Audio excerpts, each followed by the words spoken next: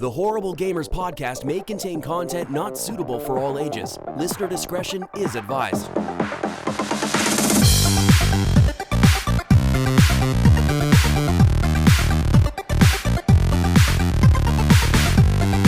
Welcome, ladies and gentlemen, to Horrible Gamers podcast, show number 359, being recorded on July the 6th, 2021.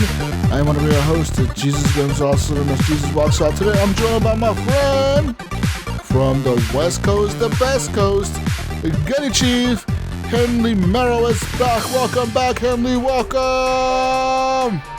Yo, hey.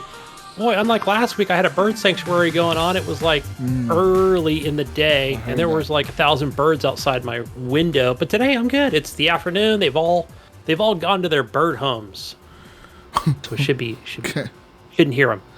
Okay, good. They've gone to their bird homes. They're back at home chilling. Nice. Welcome to the show, Gunny. Welcome. Nice to have you back, or nice to have me back. Yeah, nice for you to be back. Yeah, I heard the show last week. It was okay. I mean, I give it a 3 out of 10. You didn't like that kind of that dual hosting going on with that Ryan guy? I don't like that Ryan guy. Fucking all he does is talk about Xbox and how great Xbox is and this Xbox. Look at me, I love Xbox. I was trying to tell him it's not that great. Did you hear my argument? It's not that great. It's great, but it's not that great. It's not that great. It's not that great. Let's be real. Okay. Anyways, the Mayo is not here, ladies and gentlemen. He could not make it today. He is out driving a brand new Camaro he just bought. Mayo, big baller Mayo, just bought a fucking nice-ass Camaro. Shit's all white with the red interior, Gunny. It even has RGB in that motherfucker. You see those RGB lights? Yeah, I saw that. I was like, no way did he get RGB. There's RGB in the fucking car. He has RGB in his fucking car. He could, like, make it do rainbow colors and shit, like red, blue, red, pink, purple, orange.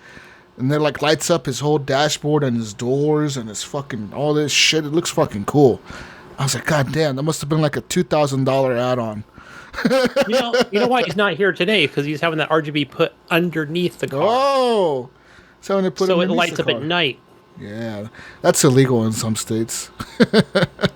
It's illegal here in Oregon, but I saw a car driving down the road the other day with that shit on. They had neon lights on and shit underneath the car, and they were like blue.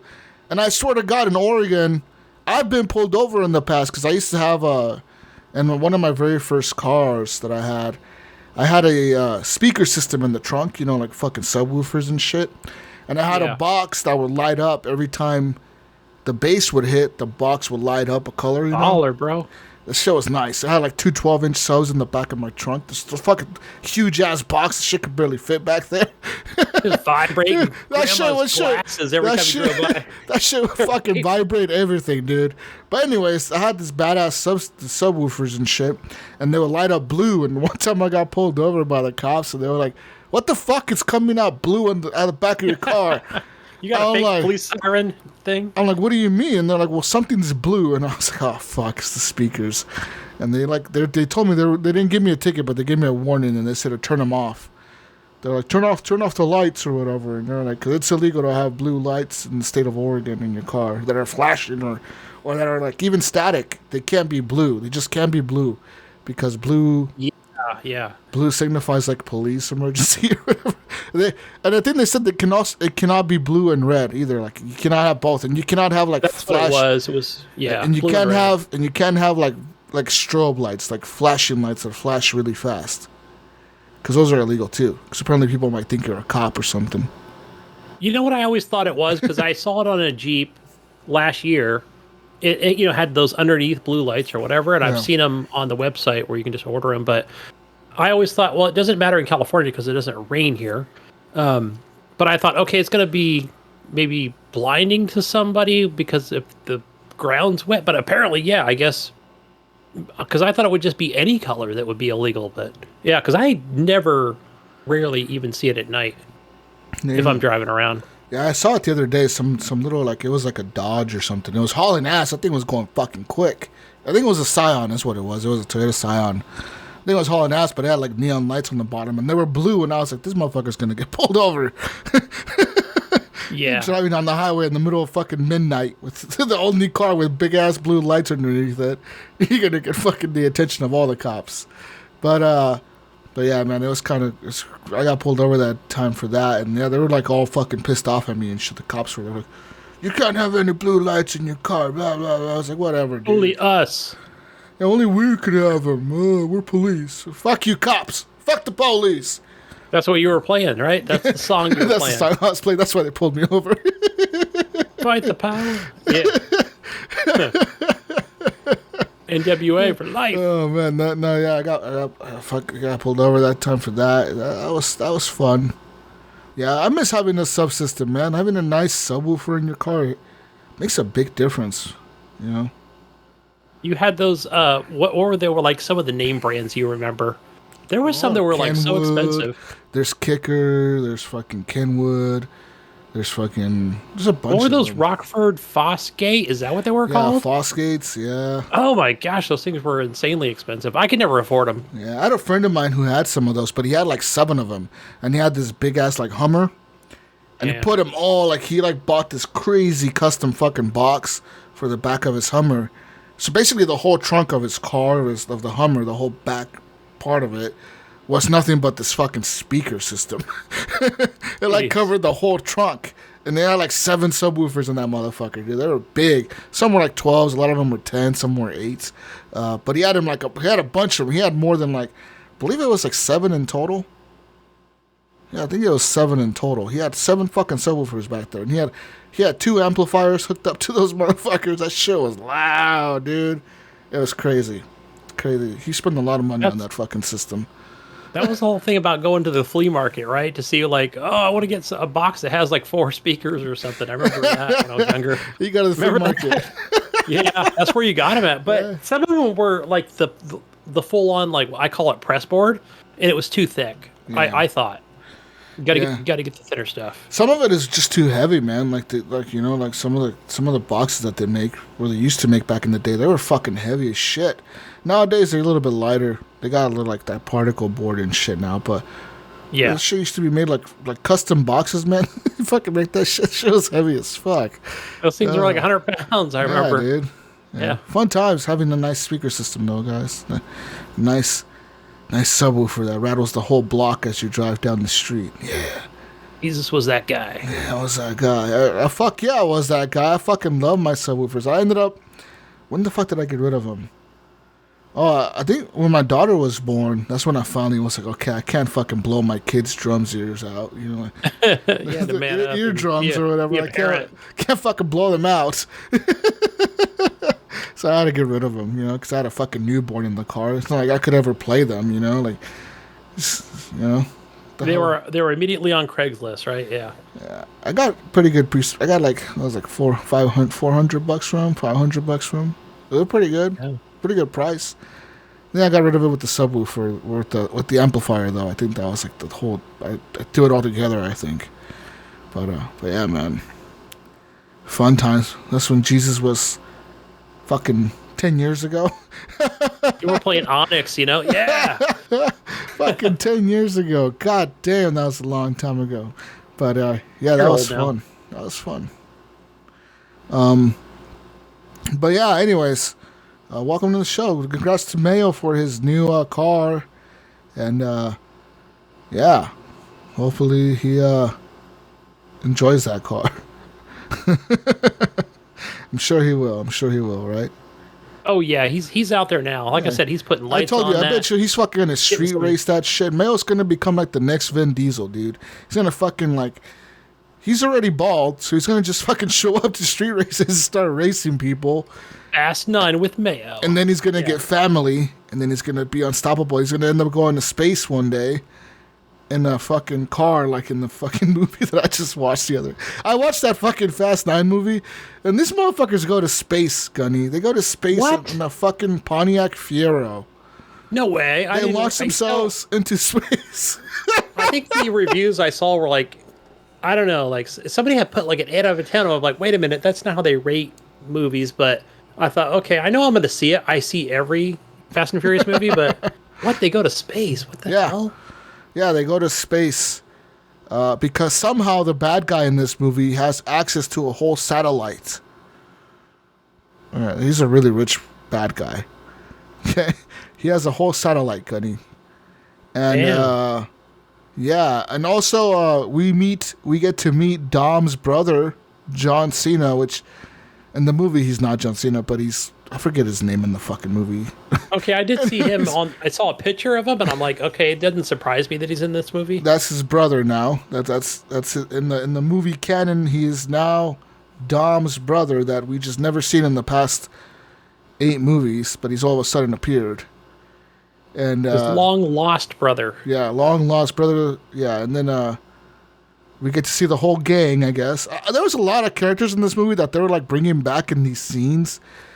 And there was like I could tell these scenes were set up to be like an oh shit, this guy is back scene. But I had no idea who these people were. I'm like, who the fuck is this guy? Like why is he so important again? Like, who is this Asian guy that just showed up? No, that Asian guy. The Asian guy, dude. Who's the Asian guy? I think he died, but he's not really dead. Is that the guy? Is that him? No. He died in Tokyo Drift or something? But I think when I saw him, I was like, holy shit, look how old he is. Oh my God, I'm old. He's old as fuck. I remember him looking so young. Yeah, he used to look hella young. Yeah, now he looks old. He looks like really old now. That's the thing about a lot of Asian people. A lot of Asian people look really young, like for a long time in their life. And then all of a sudden they just look old. Yeah, I was thinking like, I know who that is, but I was like, oh wow, like I can't believe like, yeah, what is he? He's like my age now, you know? Yeah, like he's old, man. And then they got the old white guy. I forget. I'm pretty sure he was the white guy from Tokyo Drift too. He's in the movie, I think. I don't know who the fuck he is. They have all these characters that I don't even know who they are. But I know I've seen most of the movies. I just don't know who these people are. I guess I don't really ever pay attention to them. All right, the only really good Fast and the Furious movies was like the first 3. Yeah. Like the first one, the second one. I like Tokyo Drift. But after that, it was like, what the fuck is happening? What the hell happened to all these fucking movies, man? Like, it keeps getting crazier and crazier. Yeah, I did get the opportunity to go to, when I went to Universal Studios the first time, I've been there twice.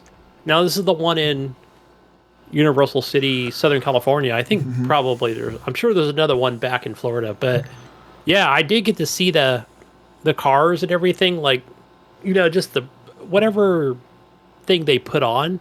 And it was kind of cool. It basically was just a car like on a mechanical bull arm thing. And it was pretty awesome just the way they showed it, like the car's coming straight at you. So yeah, I'm sure that's gone now. They put up Harry Potter and some other shit, you know? That's when Fast and the Furious was cool, man. Now it's just for old people that like to go watch action movies. I know. I'm like, okay, I have literally, to go see this. I was in there. Okay, I'm not kidding you, Gunny. Okay, it was me and my brother were in there. And there was like a couple, like I want to say they're probably in their 30s, 20s or something. You know, there was like a couple of people, like a couple near the front.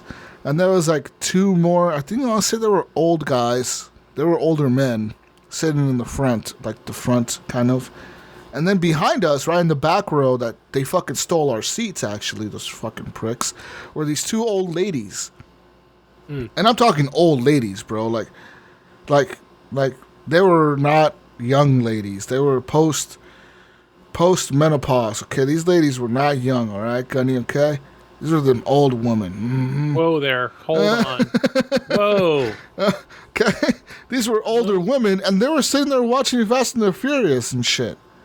I was like, what the fuck are they doing watching this movie? Like, this is so random for like a couple of old ladies to be in here just watching this movie. It was kind of fucking weird, you know what I mean? Whoa, hold on, Jesus. You know what? They were your age, pal, when they first saw the first movie. Think about that. Yeah, they probably were my age when they first saw the first movie, right? When the fuck was that, 20 years ago? When the first one came out? 2001 or something? Yeah, it was at least 20 years ago. Yeah, that's when I met my wife. Yep. Yeah, so, I mean, you're probably right. They probably were like around my age when they fucking saw the movie. Now, they were probably around your age, Gunny. All right, they were around your age when they saw the even first better. One. But yeah, it was funny because I was listening to them make comments and shit, you know, during like the trailers. They were like, you know, they played all these trailers for the new movies coming out. And they, like, the one movie that they were so into was James Bond. They're like, Oh my God, I love James Bond. Us old people know James Bond. They were like, you just cannot replace James Bond. He's so beautiful. I was like, oh God. Bring Roger Moore back. Where's Sean Connery? And then they were making fun of. One of the ladies, I believe the older one. I think she was making fun of the that new what's that fucking movie? The new G.I. Joe movie, that Snake Eyes. Is The Rock in the new one? I don't know. No, it's some Asian dude, but it's about Snake Eyes, the character, and they're supposed to show you like his backstory, which I don't even know why they're doing that, but I guess it shows his backstory, and like pretty much is like the whole trailer is showing him like being recruited into the fucking like this ninja clan or whatever, and they're showing him how to be a ninja, so they're doing all this ninja shit, you know, like fucking doing kicks and breaking boards and backflips and fucking, you know, like being all stealthy and shit and stabbing people in the neck and all kinds of fucking shit. And like one of the ladies, all she said at the end of the movie, at the end of the trailer was like, that movie looks fucking stupid. It's all the same. All the scenes were the same. But I mean, obviously all the scenes were not the same. It was just all action, you know what I mean? But to her, it looked stupid because to her it was all the same. She was like, I don't get it. Why do people come watch these movies? They're all the same. I'm like, what the fuck are you doing watching Fast and the Furious? It's the same shit every fucking movie. These guys do some crazy shit to supposedly save the world, and like they don't get in no trouble, even though they like fucking destroy half a city, like the Avengers or something. Right. They don't get in trouble for doing that. You know what I mean? Mm-hmm. Anyone else would totally get in fucking trouble. Criminals. But yeah, the movie was over the top fucking stupid. It was just fucking dumb. I think I fell asleep. I know I fell asleep. I think 3 times during the movie. Yeah, I'm pretty sure I was snoring at some point because I could hear myself snoring in my sleep, and that woke me up. So like I was like a half asleep mode, you know, and I was snoring. Pretty sure I could hear myself snoring, and I woke up. And I'm pretty sure the old ladies were laughing at me because I was snoring. Was your brother like flicking you in the ear or anything? My brother, me and my brother, when we go to the movies, I don't fucking sit next to him because I like to have room. I don't like sitting like right next to him. So I fucking have like a seat away from him. And he was just looking at me like, you fucking idiot. What are you doing to sleep? I'm like, I don't care, dude. And you know, it's funny because he falls asleep in every other fucking movie that we go watch. He's the one falling asleep and I'm the one watching him.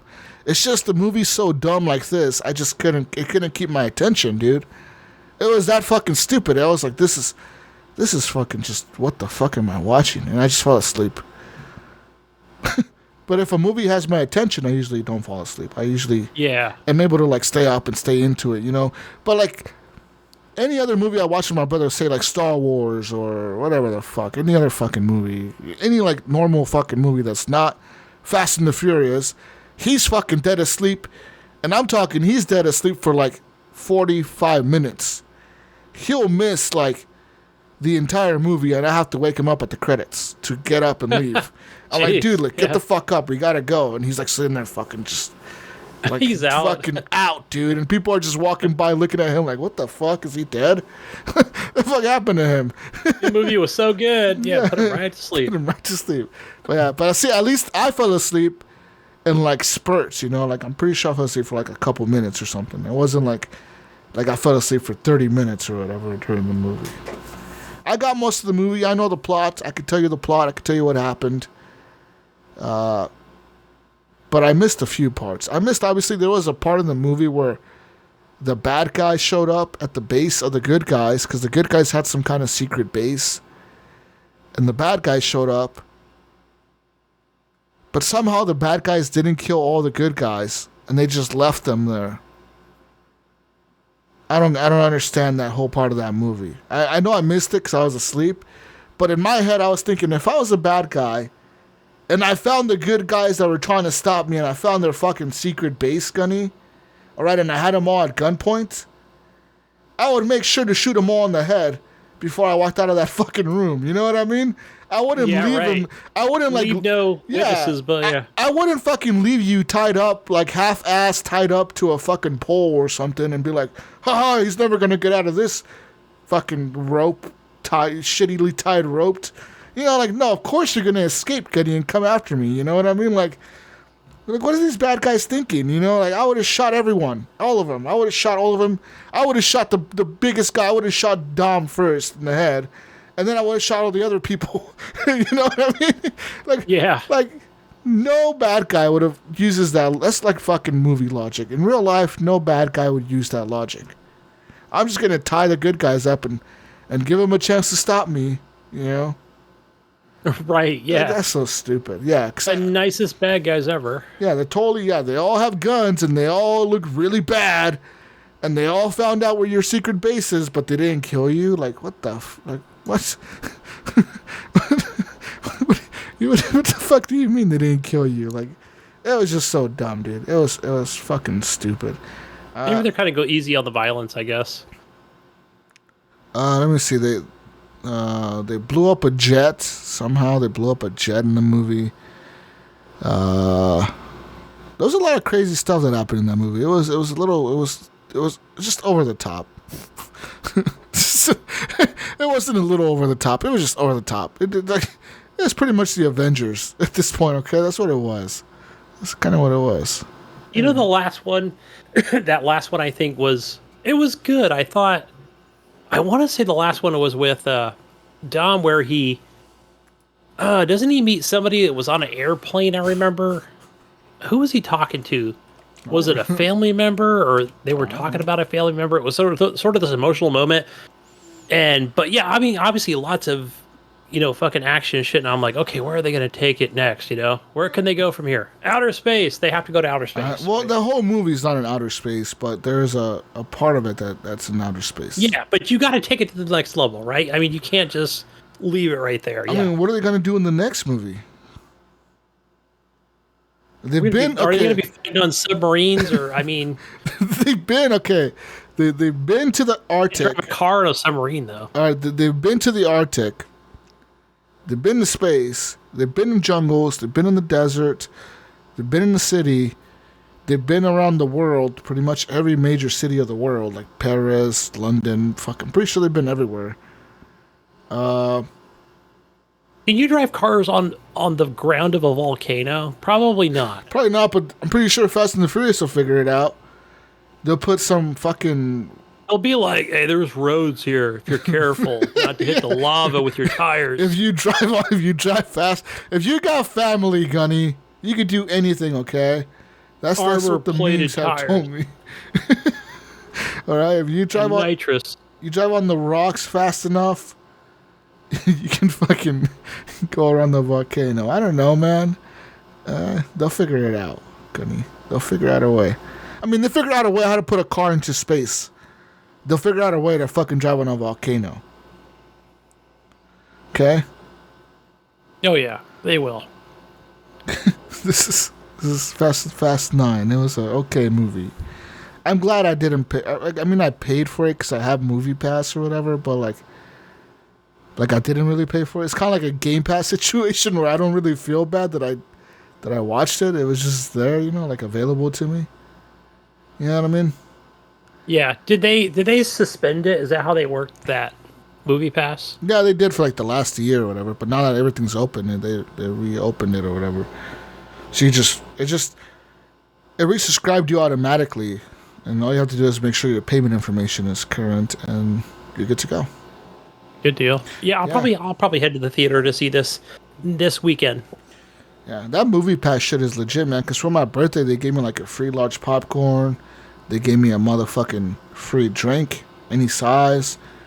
I fucking got a huge fucking Slurpee thing and a big old popcorn. Even though I don't like I really don't like popcorn. I'll eat it for like 2 minutes and then I get fucking tired of it. I'm like, fuck this shit. This is nasty. What the fuck am I eating this fucking shit for? This is disgusting, and I don't like it. But I mean, I'd say it's the only time I eat popcorn is going to the same theater. Here. I know there's people on my work, okay, there's people on my work that like every fucking break, I want to say every lunch break, they're eating popcorn. Like I could smell popcorn coming from the fucking break room because they're fucking making popcorn. And they'll like make it and eat it every fucking day. Every day. without a gun to their head. They're just straight up. They're just fucking consuming it. psychopaths eating fucking popcorn every fucking lunch break. I don't know. Nobody's making them do it. They're just eating it. What the hell? It's fucking weird, right? Like, just eating popcorn on your lunch break. Who the fuck just eats popcorn at home? I don't even remember the last time I bought popcorn to bring home. I did buy like I'll drink like I will eat like I bought. It's not the super smallest bag ever, but it's like I think it's called Skinny Pop. Okay. And it's only because I'm like, okay, I'm just tired of eating like potato chips or Ruffles or Doritos or something, but it's not like the biggest bag ever. It will just kind of break up the monotony of whatever snack I'm eating. But then it's back to, Doritos and Ruffles and all that other good stuff. Nice. Anyways.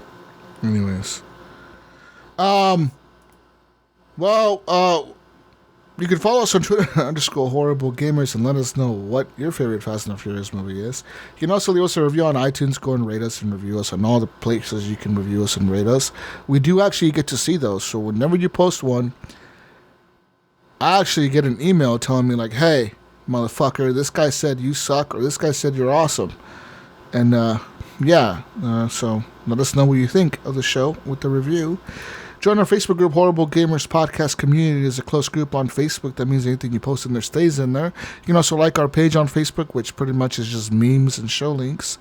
And you can also support the show by heading over to Patreon at patreon.com/Horrible Gamers, or just search for Horrible Gamers in the search bar of patreon.com.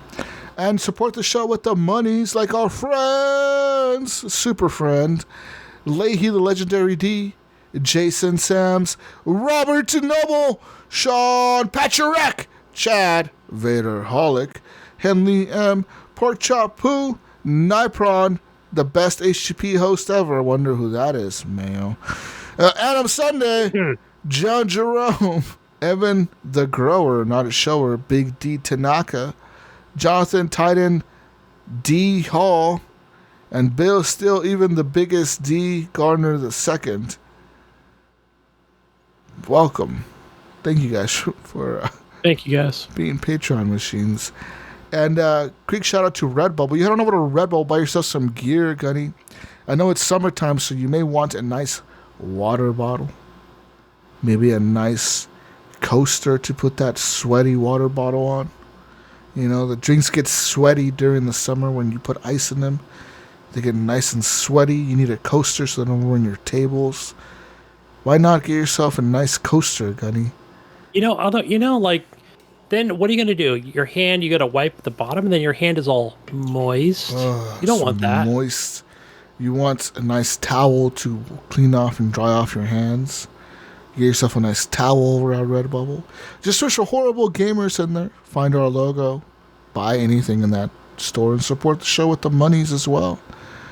Head on over there and get yourself some gear today. Also, a big shout out to our friend Phantom Meg for the intro and outro music to the podcast. Yeah.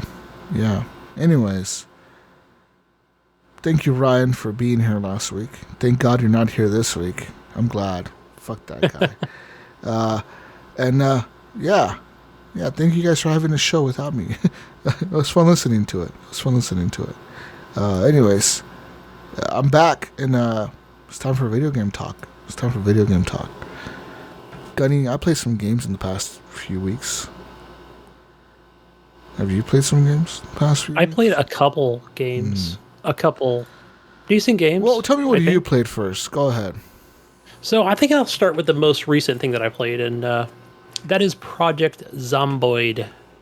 That's just a weird fucking name. But what is so? this? However, the Steam sale works, I think they don't just go an one week. They'll go several weeks or a couple weeks, and I'm like, these games are so cheap. I just been wanting to buy them, and these are games that I can't get on Xbox or Game Pass or to that nature. So yeah, so this is a zombie survival isometrical. What would you even say? This is like 16-bit style type game that, I'm using mouse and keyboard and WASD, and it's working out pretty good so far. And one of the things that really sold me on this was it was only like $10. Okay. And that was that it's like, you know, obviously you're going to have your, your building, crafting, whacking zombies with baseball bats and stuff, but there's farming and fishing and all that good stuff. Yeah, there's lots of mods, and I was like, ooh, mods, that's a big seller for me. Only because when I was introduced to like a City Skylines thing, on PC, and I was like, oh my god, there's a gazillion mods I can try out, and that just adds so much more to the game. Yeah, so far I subscribe to a mod. I don't know how to activate it. Even though it's activated, I don't want to make it too easy, so I have died twice. I think the goal is to find yourself like a home or a base or whatever, collect stuff, make stuff. But other than that, like that's really as far as I've made it.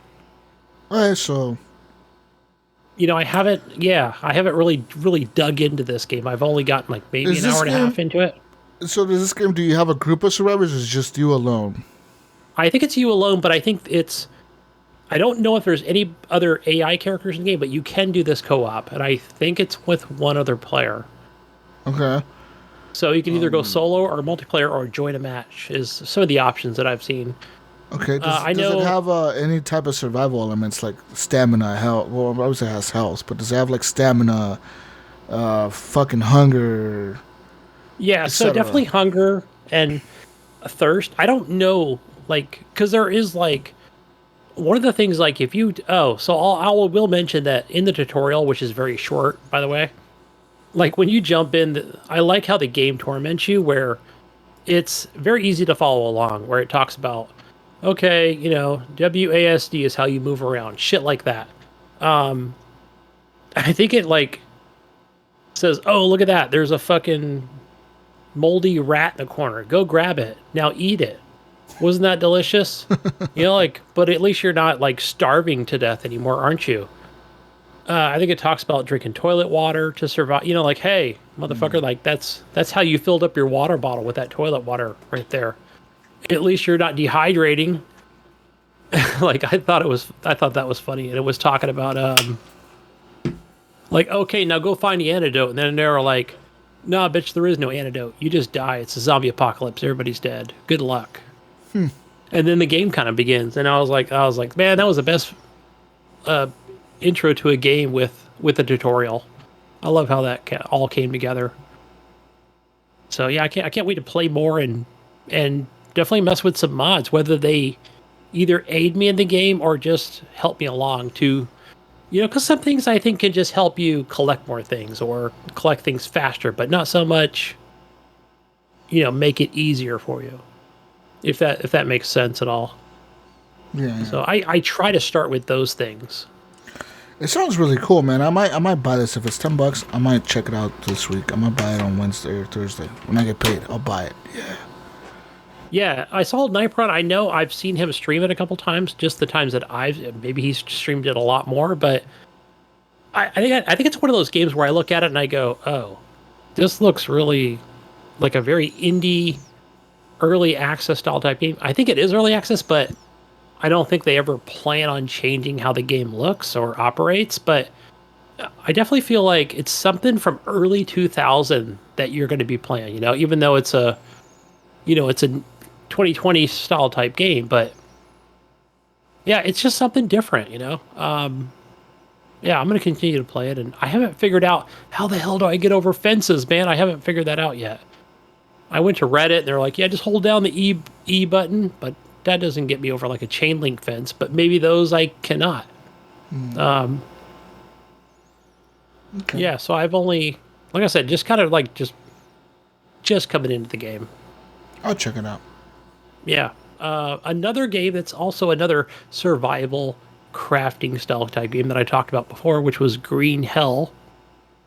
If I didn't mention last week that, or a couple weeks ago, that the game looks really good. Just on the 1070 Ti, like, wow, it looks... So what I did was I lowered everything to medium settings. And I don't know, like, I'm probably still only just getting, the 80 frames on my 1070 Ti, but it looks really good. Runs smooth, especially on this, 144 hertz monitor. But I haven't figured the game out yet. I will say that. The only thing I've really ever made, it's probably more of that Minecraft thing, Okay, you got a stick, you need 2 sticks, and you need a stone, then that's kind of like your axe to, break down little trees, to make a tent, to make, shelter, and but it is hardcore survival. There are no options that I saw that is going to make your game any easier, or keep you alive any longer. I'm sure there's plenty of tips and tricks out there, but nothing in the game options as far as that goes. If I didn't mention also I think one of the differences which sets it apart from other survival games is that it's almost got like this thing where it's like nutrients. I don't think you can eat like, a chicken or pork or whatever the hell animal you killed as far as like a meat or something, but you also have to have your fats, like your nuts or something like that. So you almost have to balance this, What? You gotta balance this shit. You have to balance it, I think. I'm pretty sure. So that's what it was explained to me, and I was like, okay, that's weird. But you do have like the smartwatch. You'll pull up the smartwatch and it'll say, I think that'll kind of say like, okay, you're not going to be eating any, carnivore or any meat right now because you need what? Something else. You need to eat your nuts or whatever the fuck it is it has you eating, like bugs or some shit, whatever those are good for, what am I thinking of here? Like your protein, right? Like, I'm like, okay, like I'm still trying to get past the part where I need to collect water, just to stay alive and stay hydrated. I haven't quite figured that out yet, or where I need to go. So, yeah, I think I've died from basically from dehydration each time. But there are like blueprints that you already have, or once you experience them or something, and then it just kind of gives you a blueprint of the things that you'll need to make things like, for example, coconuts, right? I need to take that tool, bust the coconut in half, and then when it rains, because it is an Amazon forest, it rains and then you collect water. So just make sure your base is near a water source so you can fish and, collect fish and collect water. I don't know. It's one of those. So again, it's got co-op. I'm not sure how many players can play it. I haven't played co-op yet. I know Leahy has it, and we do plan on getting together to do some co-op. But yeah, I think they're really just those 2 survival games is kind of what I've been playing. Nice. Anyway, besides that, Jesus, I've just been logging into my Elder Scrolls, my ESO online. I've just been claiming my dailies and upgrading my horse, but I haven't been technically playing the game. I've just been going on random quests. I haven't been following any storylines or hooking up with anybody. That is a game that's come a long way, I will say, Elder Scrolls. Let me back up here, Jesus. Let me back up. Green Hell. I've been playing on Steam. Sorry, Bo, I forgot to mention that. Again, that's with mouse and keyboard. And same thing with Project Zomboid. Again, mouse and keyboard, playing that on Steam. Now moving over to Xbox with a controller. I've been playing ESO. That's primarily, I play it on Game Pass, but I did buy it. I bought it initially when it first came out. And I think that game was $40 when it first came out. Now it's like in the $20 range. It's just not that free to play model. They still want you to pay the $20. But I'd say it's worth it. It's definitely, they've added so much over the last whatever it's been, 5-6 years. And yeah, I just keep grinding away on that game as much as possible. But yeah, that's all I've been playing. Haven't played much PlayStation. Little cloud gaming on the iPad and stuff. Nice. Yeah. Okay. Well. Play anything new? I want to think about it. Have I played anything new? I don't think so. Besides Ratchet and Clank, really, nothing new. But I did see that's getting an upgrade, by the way. what, Ratchet and Clank? Ratchet and Clank is getting that 120 Oh, the 120 hertz upgrade. 120 hertz upgrade. Yeah. Oh, nice.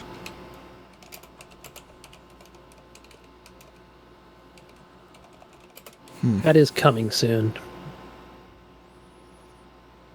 Nice. Yeah. Anyways, so besides playing Ratchet and Clank has been a fucking blast. That game it's really fucking good, dude. Like, it's just a lot of fun, and the characters are a lot of fun. The environments are really well done. Everything's just well done in that game. I'm not done with it yet. I'm going really slow with it, obviously, but it's just because I've been playing other stuff too. But yeah, Ratchet and Clank is one of the games that I have been playing, and I'm having a blast with it. And I like the characters. I like the chick. I forget her name. I know Ratchet is obviously Ratchet, but what the fuck is her name?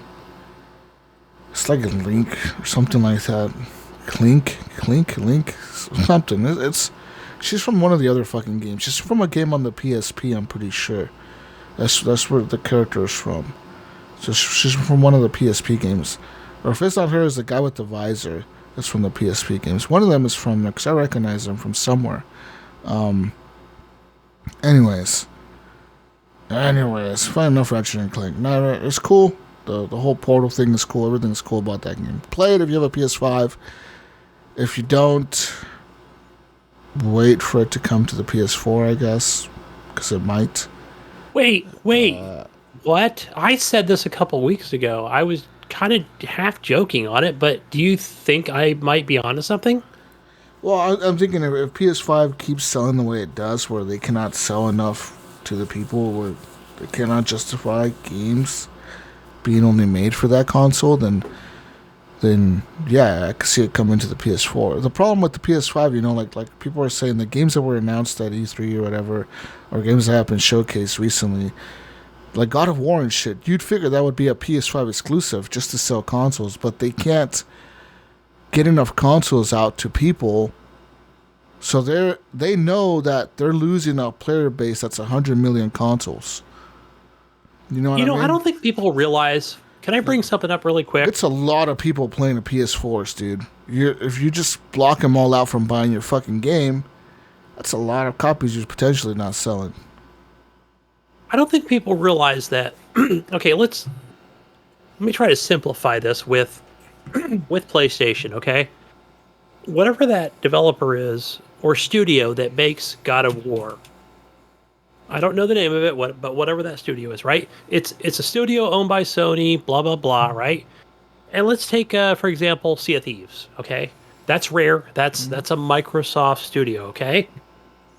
Now I'm sure when they come into these things where, and I know these might be two different things, but when they come in and they're talking to, the head of Xbox, Phil, and they're saying, hey, like, we're making this game, it's going to be Game Pass, blah, blah, blah, right? We're going to sell this many copies on, not only on the, the One X and the Series X, and, it's going to be this family of consoles or whatever, right? Mm-hmm. Because those numbers matter to them as a studio, right? For how many games are played on Game Pass and how many games are sold. I'm just making the assumption here even with God of War, right? With that studio, I think it's San Diego. Am I correct on that? Again, sure. Just going off the top of my head. But I'm thinking, like, okay, when they're coming to the head, the corporate people, and they're going like, okay, our situation is we've got, 100 million PS4s out there, and however many PS5s are on the market, I don't know.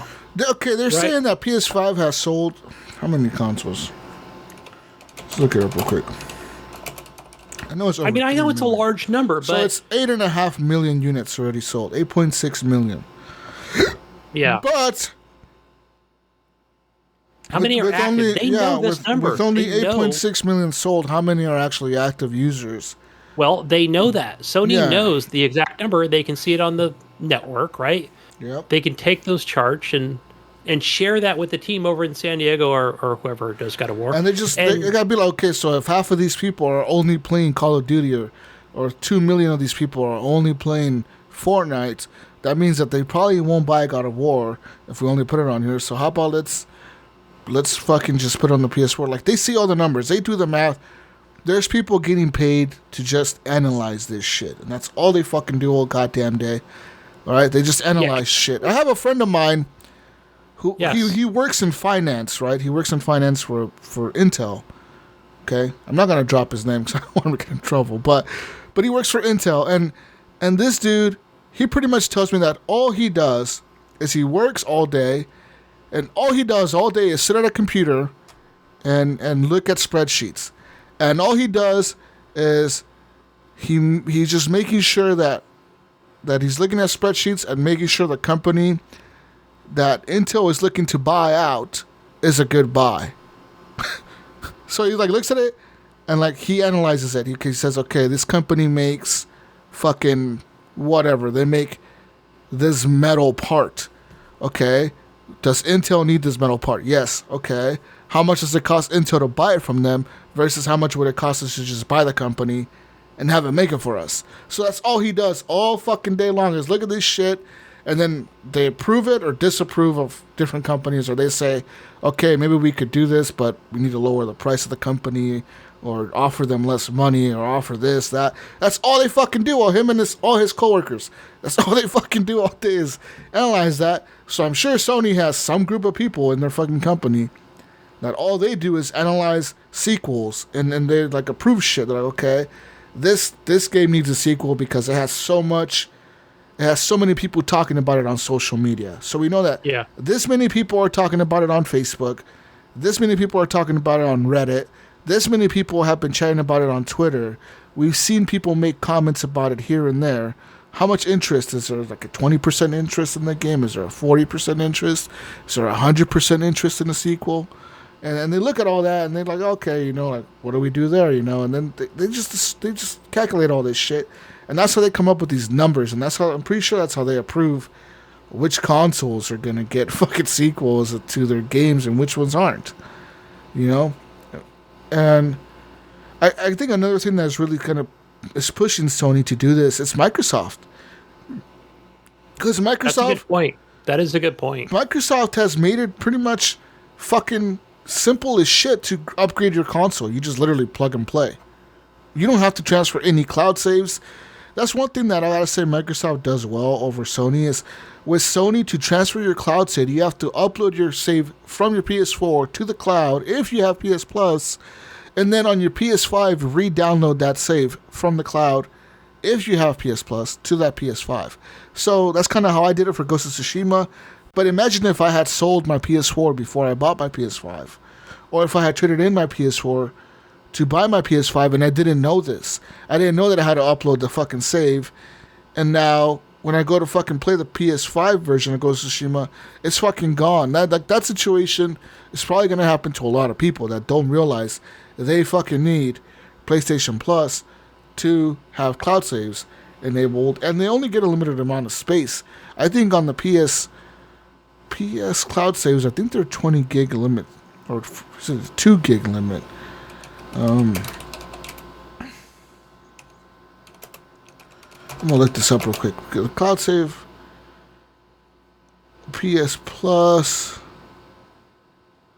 So it's 100 gigabytes. Okay, wow, they must have increased that. So I know before it was only like 20 gigs. But yeah. Anyways, it's just that's kind of what it is. So, but yeah, that I'm just in my head. I'm thinking they've been analyzing this, and they know that they got to make a sequel for the game, when they got to just put it on everything because they're going to make more money that way. Because yeah, it's just the world we're in right now. COVID is kind of like fucked the world up, and now we're barely recovering from it, and shit will get back to normal eventually. It's just gonna take a while, I think. you know? Yeah. It really is, man. Like it's gonna take a while. Like people think that everything's like in my state. We recently everything got lifted, all the restrictions and shit. So it was really awkward for me to go to the store the other day and I see like some people wearing masks and some people are just not wearing masks and some people are, and I'm like, what the fuck, like I think. Like, what Have you noticed, too, Jesus? I don't know how weird. it is down there, but so at my office, when I go into my office, my little warehouse, I have to wear a mask just like all the other employees. But outside of that, when I go to all my customers at every location, I don't have to wear the mask, but they do. Yeah, that sucks. Right? Yeah, I know, right? It feels weird. Like, as long as I'm not at my office, I can be at all the other locations where all the other. Well, now it's kind of changed. It just seems to be a week by week thing where I noticed, like, now last week. Okay, so now, like, maybe 25% of employees are wearing it because it's optional for them or whatever. Some people I think it's. I see some people still wearing them in public and some people are not. I'm not. I mean, I've been vaccinated for months now, but fucking, like, some people are still wearing them. Some people aren't. Some people are wearing them because they're working. Some people aren't. I mean, to be honest with you, if I worked, like, in a public situation where I was a fucking cashier, I'd probably still wear one. Because you're dealing with so many people and so much shit all day long that you just don't know if some motherfucker has COVID and he's just walking around giving people COVID and you don't fucking know, you know what I mean? Right, especially with him or her handing you money, right? Yeah. And you're taking that money and... Not just money, but you're grabbing all their stuff. When you're a cashier, like at a fucking Walmart or a fucking convenience store, anywhere, you're grabbing the stuff they just touched. You don't know where their hands were before they walked into the store. They could have been picking their nose. They could have been grabbing their fucking nuts. Picking their butt. I don't know, scratching their ass. I don't know what they were doing with their hands. And you're touching that shit. They were just handling in the fucking store, So now you're grabbing it after they just grabbed it when you don't know if they have fucking COVID and they were picking their fucking nose or whatever. And now you have been exposed to that shit, It's a lot of what ifs, but it could happen. That's how fucking normal diseases spread, like colds and shit, Like the normal fucking flu. Right, cold That's and flu. That's exactly how it spreads. People just don't wash their fucking hands and they're dirty. People are fucking dirty. That's all I'm saying, man. God damn it. They are filthy and disgusting vermins out there, for sure. Exactly. People are fucking dirty, all right? If people were fucking clean, fucking hand sanitizer would always be sold out. It wouldn't just be during a fucking pandemic, okay? That's true. Yeah. If people were damn fucking clean, hand sanitizer would never be in stock because it just wouldn't ever be in stock because they wouldn't be able to make enough ever. But people are not clean, and that's why that shit was always in stock before. And all of a sudden, a pandemic came around, and everyone, I need to go buy all the toilet paper and all the hand sanitizer there is. I know. All the people that never used it before, I'm like, great, now I can't wipe my ass because I can't. I ain't get no goddamn toilet paper. Exactly. God damn it, you motherfucker. But anyways, speaking of video games, I've been playing some Ratchet Clank. I've been playing some more Mass Effect, so I've been doing a lot of the loyalty missions for the characters. I just finished Jack's mission where we go back to that fucking Cerberus facility and she talks about the shit that happened there. Like, a lot of the stuff I do not remember playing in Mass Effect 2 before, but I gotta say, Mass Effect 2, I played it in 2013 before Mass Effect 3 came out. So it's been like 8 fucking years. So it's cool seeing all this stuff because it's like, I know I've probably played it before, and I do recognize some stuff, but a lot of it is new to me. Like, it's like, oh wow, like this story is really fucking good. I'm like, god damn, this is sad. Like, holy shit, like this happened to little kids. Like, fuck, this is messed up from Cerberus, But then you realize, like, was it really Cerberus or was it somebody else? What's going on here? And then you kind of learn all this shit about Jack, and you learn about Miranda. I think I did the mission. The last one I did before I turned off my PS5 the other day was the loyalty mission for Miranda, where you have to go help her.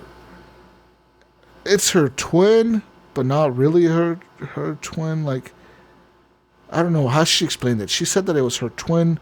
Genetically, she's the same as her, but Miranda has been enhanced by Cerberus. Like, Miranda obviously has like powers and shit, she has the biotic powers, so she's like saying that she's been enhanced, but the other girl is like the original version of her or whatever, like she's the one they copied or whatever. Damn, no wonder I didn't recognize it because I never did Miranda's her story or whatever, her side, her loyalty mission. That mission was really cool. Yeah. Then I did the mission where I got Saeed, which is the lizard guy, that's like the assassin lizard guy. I did that mission. That mission was really fucking cool. It's just a bunch of missions, a bunch of different things that I've been doing all the loyalty missions. So I got most of the crew. I think I did Tally's as well, where you go and defend her and her she's being accused of treason or the flotilla or whatever. And at the end of that one, I kind of felt kind of like iffy, you know, because like if she told the truth, her dad would have been like posthumously, he would have been kicked out of the flotilla, like he would have been labeled a traitor at the end of the day, you know what I mean? Yes. But like she didn't want you to do that to her dad because that would like ruin his legacy and his name, and she didn't want that for him, even though he's dead. And I'm sitting there thinking like, that motherfucker's dead. Fuck him. Worry about yourself, Tally. But you know what? At the end of the day, I ended up listening to her because she was like, don't do it, Shepard. Like, fucking lie and say we didn't find any evidence of like any, like it was my, like blame me for it, you know, blame me that all this happened.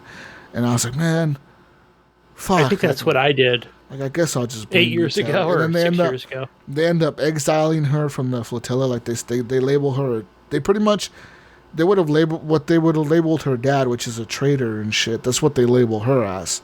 They say, okay, you're a traitor to the flotilla. You cannot ever come back. You've been exiled, pretty much, you know.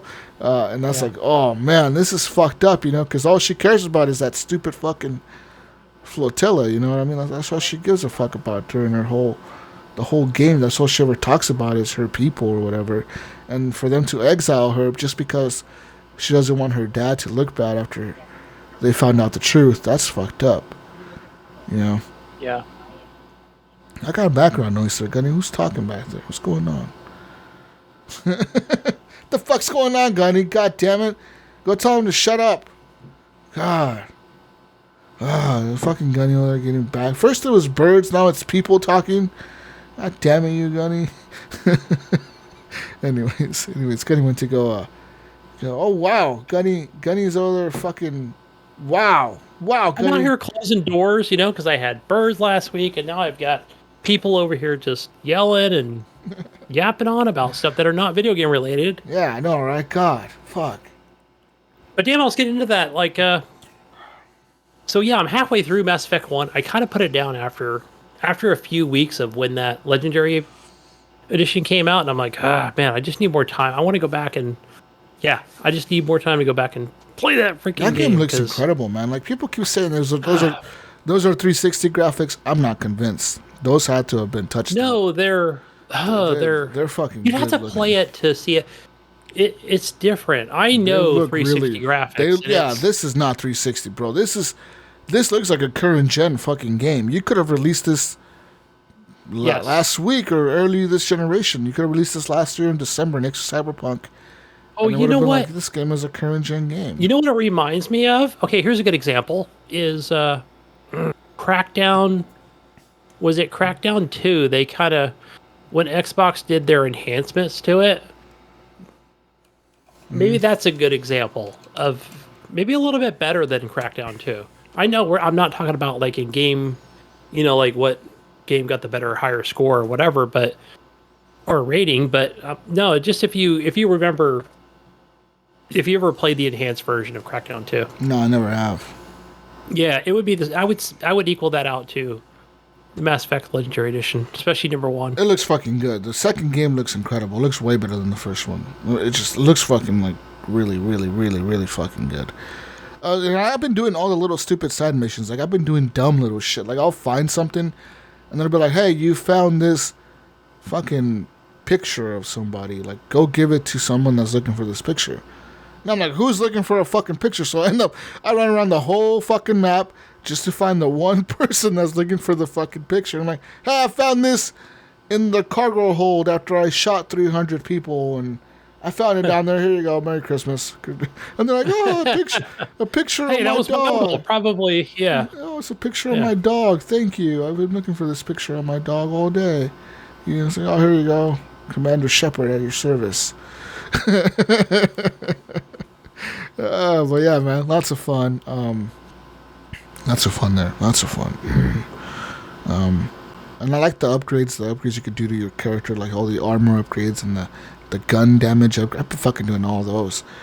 I don't like probing the planets at fucking launch probe because you run out of probes.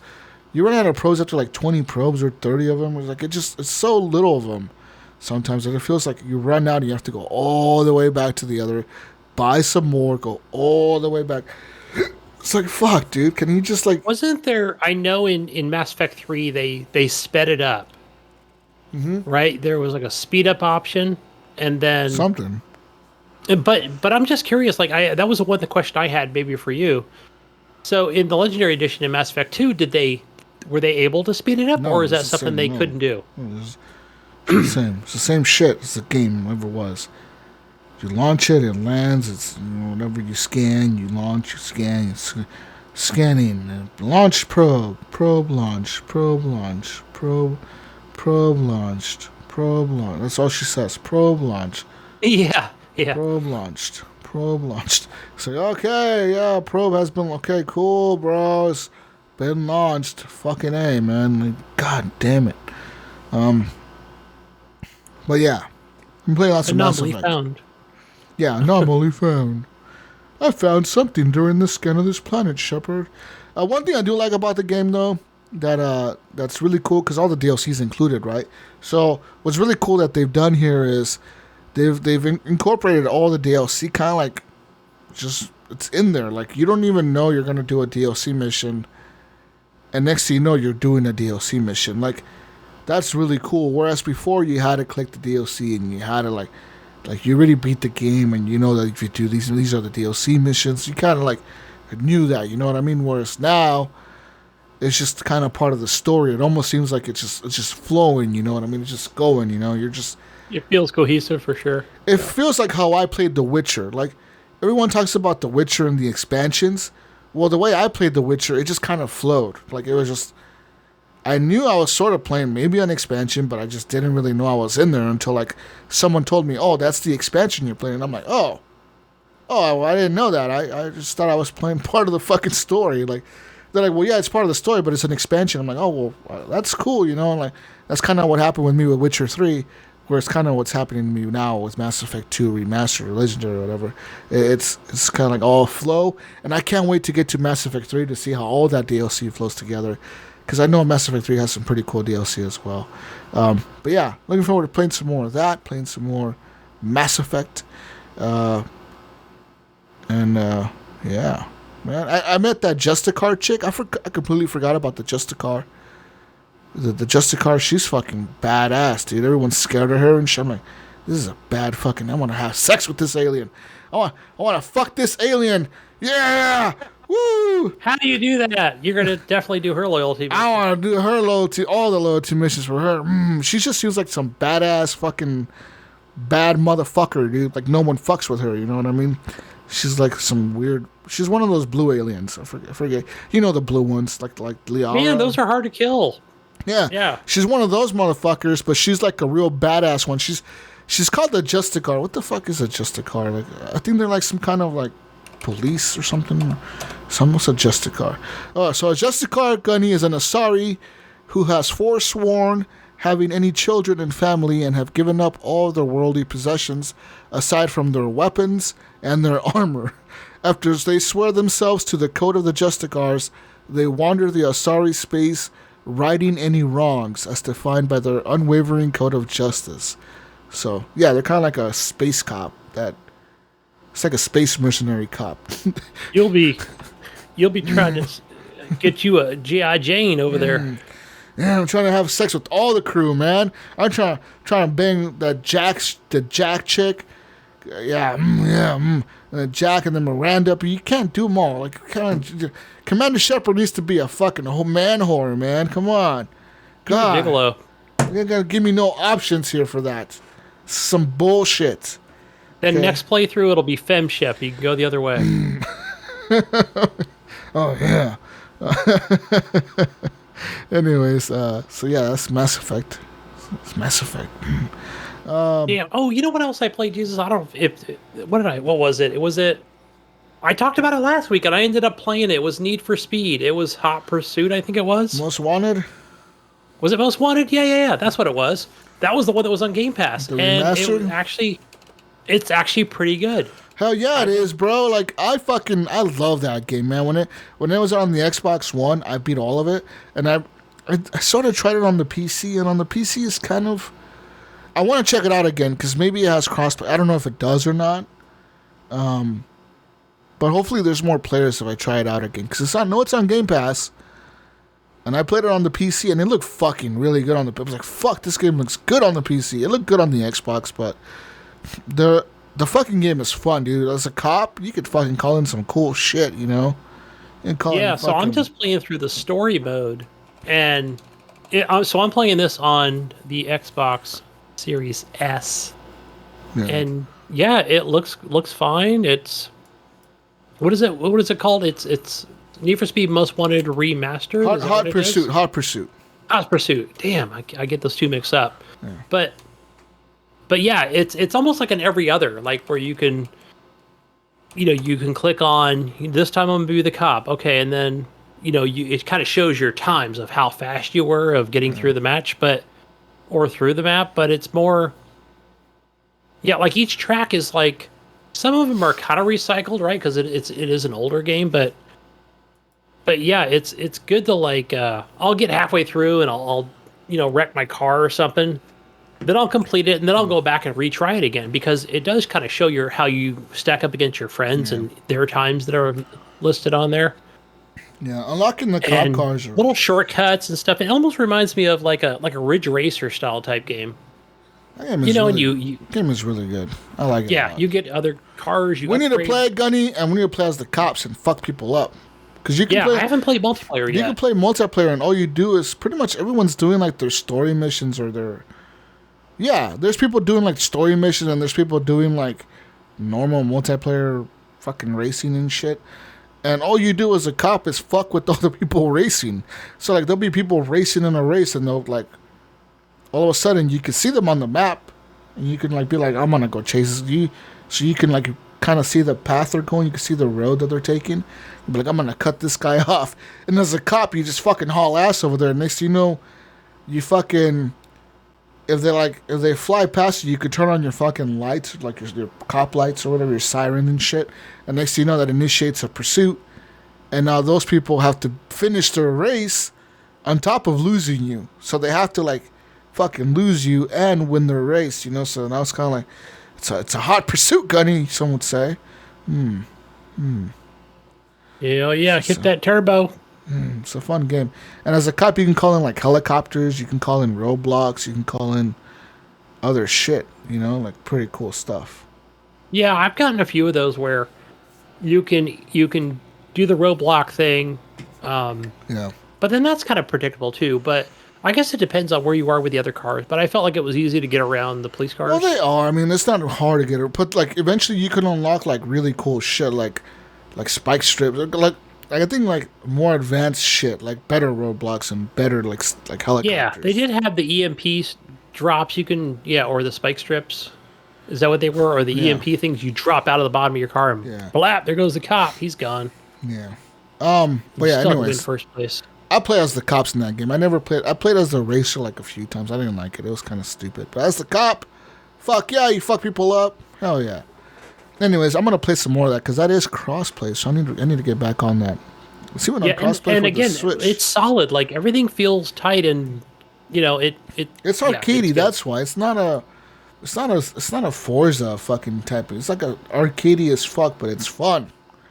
No, what was that game that came out with? Fun, motherfucker. Was it Rivals that came out that came out with Xbox One back in the day? I don't know.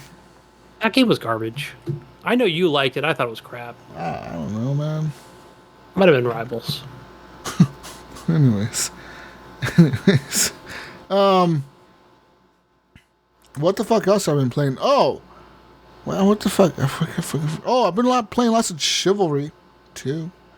Oh yeah, Chivalry 2. That game is fucking dope, dude. So I finally unlocked a really cool armor set that I wanted. It was like it's the Kingsguard for the Agatha team, and for the Masons, it's a rustic knight. So it's pretty much like some gold plated. Like if you're on the Agatha team, you look like a Kingsguard. You look like fucking nice gold plated fucking armor and shit. And as the Masons or whatever, you look like a badass knight, like some top tier knight shit. But yeah, dude, that game. Okay, let me tell you something, Gunny. I've never seen a more racist chat at 3 a.m. than I did last night. That game Need some fucking moderation on it. Like, I don't know how to turn off the chat. So, like, this chat was just fucking going, dude. And these motherfuckers were racist. I'm talking, I've seen some racist shit. These motherfuckers are super racist. All right? It was pretty bad. I mean, there was a few people in there kind of telling them to shut the fuck up. But it kind of brought out even more of the racism in the fucking chat. So there was like, at first there was really like one guy who called, his gamer tag was like Jew Master 9000 or some fucking shit like that, right? But all he would talk shit about is, you guessed it, Jewish people. So that's all he would do. Every single match, it was just talking something about Jewish people, something about Jews and Nazis, something about the Holocaust. He was just bringing constant shit up, right? Someone told him to shut the fuck up. What did that do? That pretty much just made his friends start talking about it too. And they started talking about more shit. And then, there was like 10 people in the chat talking about just all kinds of stuff. Black Lives Matter, fucking how George Floyd killed himself. The cop didn't fucking... I was like, God damn, you fucking idiots. It pissed me off. It really did. The whole point for video games such as this one and 1,000 others is to get away from all that stuff. It was bad. It was just bad, dude. And this was like a West Coast server, and I was playing on, just to get the low ping. But I had to leave after a certain point. I was like, I'm just done with it. I'm not dealing with this. I'm not fucking reading this chat. I'm tired of reading this racist shit. But besides that, the game is fun. The game is, you're just killing people with swords and spears and shields. And what's really awesome about this game, Gunny, is when you somehow tie all your attacks together to like you go in a room and you just tie all your attacks together so well that it's like almost like it's choreographed like a fucking movie scene. It's what it feels like when you're like, because dude, the other day I was fighting, right? And I run into this room where there was these two guys in there. They're obviously the other team. I was by myself, and this guy's blocking, right? Like, I see him holding up his sword, trying to block my hits. So I punch him in the face, like, because you can jab people and you can kick. And that kind of, like, throws off their blocking, kind of staggers him a little bit. So I punched the dude in the fucking face with my fist. I stabbed him, and then his buddy came at me to hit me from the side. They're trying to double team me or whatever. And usually in this game, when you're double team, you're pretty much dead. But with my guy, like, somehow I did this. I don't know how, but I swung my sword, and it hit that dude's sword as his was coming down, and it did that whole sword on sword sliding shit, like ching, it kind of like threw his sword off, kind of blocked him, and like it was like a fucking action movie, dude. Like, I punched dude in the face, make him fall back a little bit, stab him a little bit. His buddy comes up to fucking kill me. I fucking swing my sword as he's swinging his sword, some lightsaber Jedi type shit right here, right? It's fucking swords are sliding, like ching, fucking swords are sliding. You hear that fucking noise, because the game has really pretty cool audio. You hear that noise, and next thing you know, I fucking kick him, and then I fucking stab him, and I fucking chop his fucking arm off, and then I go back to his other buddy and stab him in the fucking chest, and then I fucking kill him, and then I kill his other buddy that walks into the room. It was like a fucking movie scene. I felt like fucking John Wick. I didn't even know how I pulled that off. I'm like, how the fuck did I just pull this like insane fucking cool ass looking combo off? I don't even know how, dude. It was fucking sick. And I was like, hell yeah. I was like, man, these are the moments I wish I was fucking recording this shit, man. Because that was... You type in the chat, dumbass noobs. It was sick. That match, dude, I was top player on my team. I was like... I think I ended up getting like 32 kills and I died 9 times. So I was pretty much fucking cleaning house, dude. I was fucking them up. I don't know what it was about that server or what happened there. They must have put me with the new players or something. I don't fucking know, dude. But I was fucking these players up, Gunny, alright? These dudes didn't stand a chance playing against us. They were just getting fucking wrecked. And I did a lot of the killing. I fucking murdered these guys. I was fucking them all up, dude. I would go and like chop people's heads off, because in this game there's a lot of dismemberment. So like, you could be in the middle of a fucking fight and somebody swings their sword and they hit your hand flies off, and next thing you know, you're like bleeding out and you don't have any more swords or any more weapons because you don't have any hand. And you're just running around like, you're trying to punch people till you bleed out, But they can also happen to like your whole arm. They could just chop your hand off, your whole arm, half your arm. They could chop your head off. You know, if somebody hits you just right, you can hit you on the neck and just chop your fucking head off. That happens quite a bit. Lots of things happen in this game. This game is a lot of fun. It's just a lot of fucking stupid fun. It was a fucking blast playing it the other day, and I've been playing a lot of it just to rank up a little bit. I did notice one of the community members was actually playing with me. They were being really quiet. They didn't say nothing to me. But I noticed you, buddy. I saw you. I saw him in the scoreboard. I was like, I know that name. I know that gamer tag. And I was like, oh, that's a community member. Nice. They were playing with me last night in the racist chat room. They could probably attest to how racist that shit was. It was pretty bad.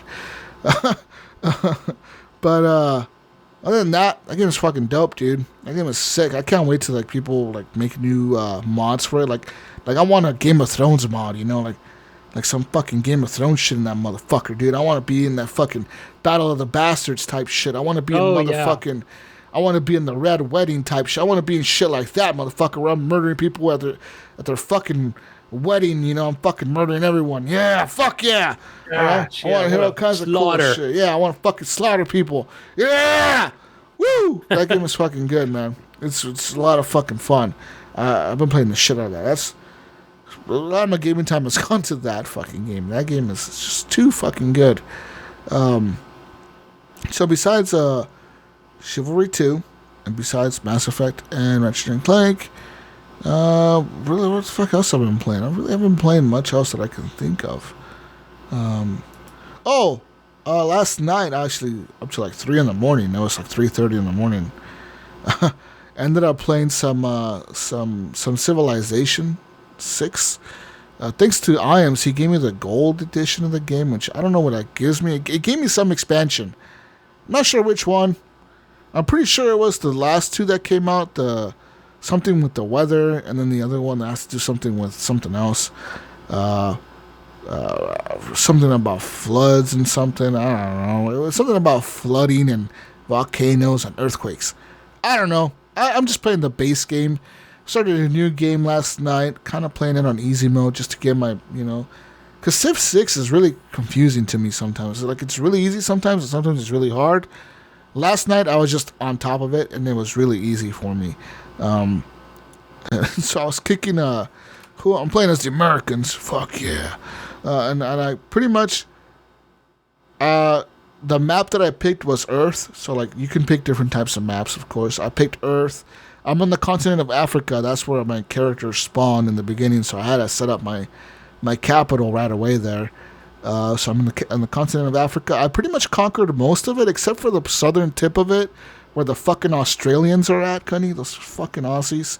All right, those motherfuckers are down there. G'day, mate. How are ya? All right, but the Aussies. In my bloody land. See, I don't know about these motherfuckers, right? Because they're like right next to one of my big cities down there. And I have a kind of like, you know, all these cities that I've been kind of like, you know, building left and right, you know. I've been kind of I blocked off. So most of the north of Africa is mine. I have 3 major cities up there and like my capital, Washington. And I have one of the city-states up there that's kind of mine. You know, like I'm the suzerain of it or whatever. Like I'm the guy that runs it, you know, like I can pay them money and they'll give me their military for like 40 turns or whatever. Like I could do that, I could take control of their military and shit. Like I'm the suzerain of that city state. So they're kind of like you know, like there's city states in this game where like these are cities that are like not civilized. They're not civilizations, but they're like their own city type. Like we're just doing our own thing, you know, whatever. They can actually declare war on you and become your allies and all that shit. So I'm the main ally of this city-state that's in the north with me, so I'm just kind of let them be, you know, I don't really fuck with them.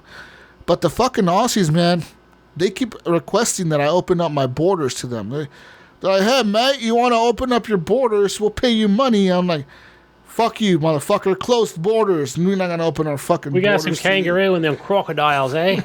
They want to sell you some. They want me to open my fucking border to them. Motherfucker, I'm not going to open up the border to you, you fucking Aussies. They're going to declare war on you, mate. I'll declare war on those motherfuckers, okay? All right, listen, and then I was, you know, playing, and who was it? The fucking Aztecs, right? They meet me. Like my scout finds them or whatever, right? So it's cool. The Aztecs are being cool, and like I'm making a lot of gold and I'm building up a lot of shit in my cities. Next thing you know, the Aztecs declare war on me. They formally declare war on me, but they don't really have any troops near me and they can't really get to me.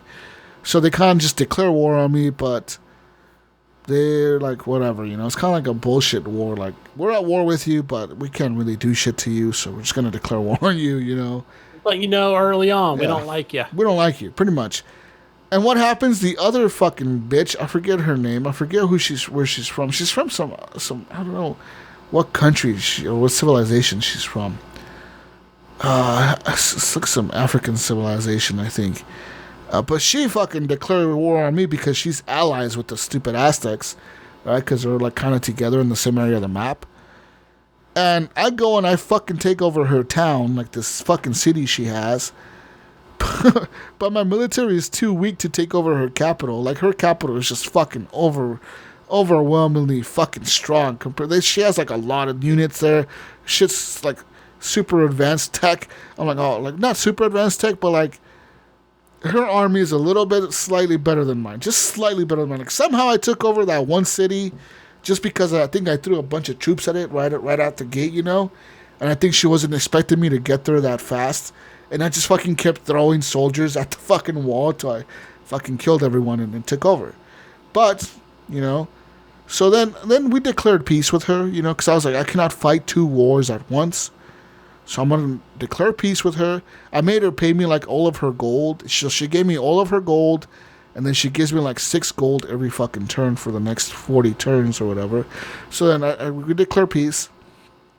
And then I turn my focus to the fucking Aztecs, and I take over 2 other cities, man. But that last city, their capital is pretty strong. Like, I'm going to need a lot of heavy shit to take over that fucking capital. So pretty much what I did is I took over 2 other smaller cities next to the capital, and I've declared peace with them. Like, I offered them peace. I told them, you give me so many gold per turn and a little bit of, your gold out of your reserves right now, and we could be cool. They said, okay. So now I got 2 cities next to their capital. But what I'm going to do is I'm going to build roads to those cities, build up my army, Gunny, and when they least expect it, declare war on those motherfuckers and take them out. Yeah! Fuck yeah, America! And then it's a strength in numbers situation. Yeah, motherfucker, because I'm building up my military right now, so I got like all these fucking units being made. I got fucking knights and shit being made. I got fucking like all this shit being like, I'm building up cities now, Gunny. What I'm going to do is I'm going to expand to all of Africa. The Australians don't know this, but I'm going to take over Australia eventually. They don't know this yet, but I will take over those motherfuckers. But I'm taking over the north part of Africa, so I'm settling cities all around so other nations cannot settle there. You're a tyrant, mate. You're a fucking tyrant. It's madness. And I'm going to take over, I took over pretty much India, that kind of part of the fucking world there. And I'm going to, like, right now I'm heading kind of like to the east to China almost, like I'm heading that way where the Aztecs are. I'm going to take those motherfuckers out. Fuck the Aztecs, bunch of bitches. Take those. Wait, they're over there trying to help you out. You're just like a backstabbing bitch, aren't you? No, the Aztecs are the assholes that declared war on me at first. Never mind. I was living a peaceful life where my peoples were peaceful. We were all peaceful, Gunny. We're just chilling, living our life, just trying to be cool with everyone. We're killing barbarians all left and right. Yes, we're killing barbarians, but they're fucking barbarians. No one needs those guys around. But these fucking assholes, the Aztecs, they're just like, fuck you. You got too much gold. We want it. So we declare war on you. The problem is that I have a lot of gold compared to them. I have like 2,000 gold while they have like hundreds of gold. So like if I need a unit to be built in the city, I can build them like by paying gold. You know what I mean? You could just, and if I need to leverage the military of one of the city states, I could do that. I could pay them to give me their military. Now I have a whole fucking army that I can just send over there and fuck them up. So yeah, Gunny. Because money talks. That's why. Money talks in the world. Yeah. So yeah, I'm looking forward to playing some more Civ 6. That game is a lot of fucking fun. Just that game is so good, so fucking good. But yeah. Other than that, I haven't really played much else. I was looking at my Steam sale thing. It was a really weird. It's a weird sale because like when it started, it said like pick something you like as a genre. And I was like, okay, well, RPG. All right. Okay, here's a list of a bunch of RPG games. Like, these are all on sale. I'm like, okay, well, what about the other games that could have been on sale that are action games or something? Like, oh, no, we're only going to show you these games now. And it's like, okay, it's a little fucking weird, man, but okay. Is that part of the queue or whatever, the way it shows it to you? Something like, I don't know what it was. It was a queue, and there was something else that was just showing me, like, RPG games. And another thing showed me only strategy games. And it was like, these are all strategy games on sale. And I'm like, okay, like, well, what about, like, the normal games? And there was some weird games in the strategy section, like that Walking Dead Saints and Sinners, that VR game. That was under strategy. And I don't know if that's a strategy game. That seems more like a survival action game. Because you're in VR. I don't know. Anyways, Gunny, let's move on here. Since be some news. I'm done with what I've been playing. Let's go to some news. We got some news. It's news time. Breaking news. Let's get into some news, ladies and gentlemen. We got some news for y'all. So, oh no, not you. I don't want Cortana. What the fuck's going on here? Why is Cortana even still a part of Windows? What? Is she? I don't think so. She's still here on my thing. Not on my Windows 10. Oh, let me turn that off. Okay, now I turned it off. Show Cortana button off. Alright. Anyway, let's move to some news. It's news time. Got some Atari news for you Atari nerds out there. Atari, new VCS stuff going on or what? No. Is there a VCS Plus? Is that what's up? Or some kind of pro version of it? Okay, I'm guessing. Just go ahead and read it. I'm already excited. OLED. Atari will move away from mobile and free-to-play games in favor of a strong pipeline of premium games for PC and consoles, the company announced yesterday. All right, Gunny, hi. You excited about that announcement? We're moving away from mobile. It's almost like I do like it when a company wants to work more on the PC side of things, whether it's coming out on rather than mobile, because I don't get to play mobile stuff that often. I'd rather play PC games. All right, listen, Gunny. That is my thing. The current mobile offerings include Atari Combat Tank Fury. That's the whole name of the game, Atari Combat Tank Fury. And Atari Combat Ninja Fury. Those are two different games, and they will be discontinued. Okay? Or sold off to a different company. They said, we'll sell you the rights to these games. You can keep running them or whatever. Or we're just going to shut them down. So if we can't sell them, we'll just shut them down. While successful games with a loyal user base will be allowed to stick around. So we're going to sell off or kill off our shitty games. And keep the good ones running. Okay, guys, that sounds like a solid fucking plan. The first games following this model already in development, according to Atari's statement, and will release during the current financial year ending in April 2022. There's no word on what these might be, but Atari intends to leverage its catalog of 200 proprietary games, so they'll probably be familiar titles. Meanwhile, the company will exit its Atari casino business in Africa, which specializes in gambling titles. It will also scale down its TV interest. Says her, quote, "Our intent with any gaming experience is to provide accessible and joyful moments of meaningful play. That's the core of Atari and what binds our history with our future.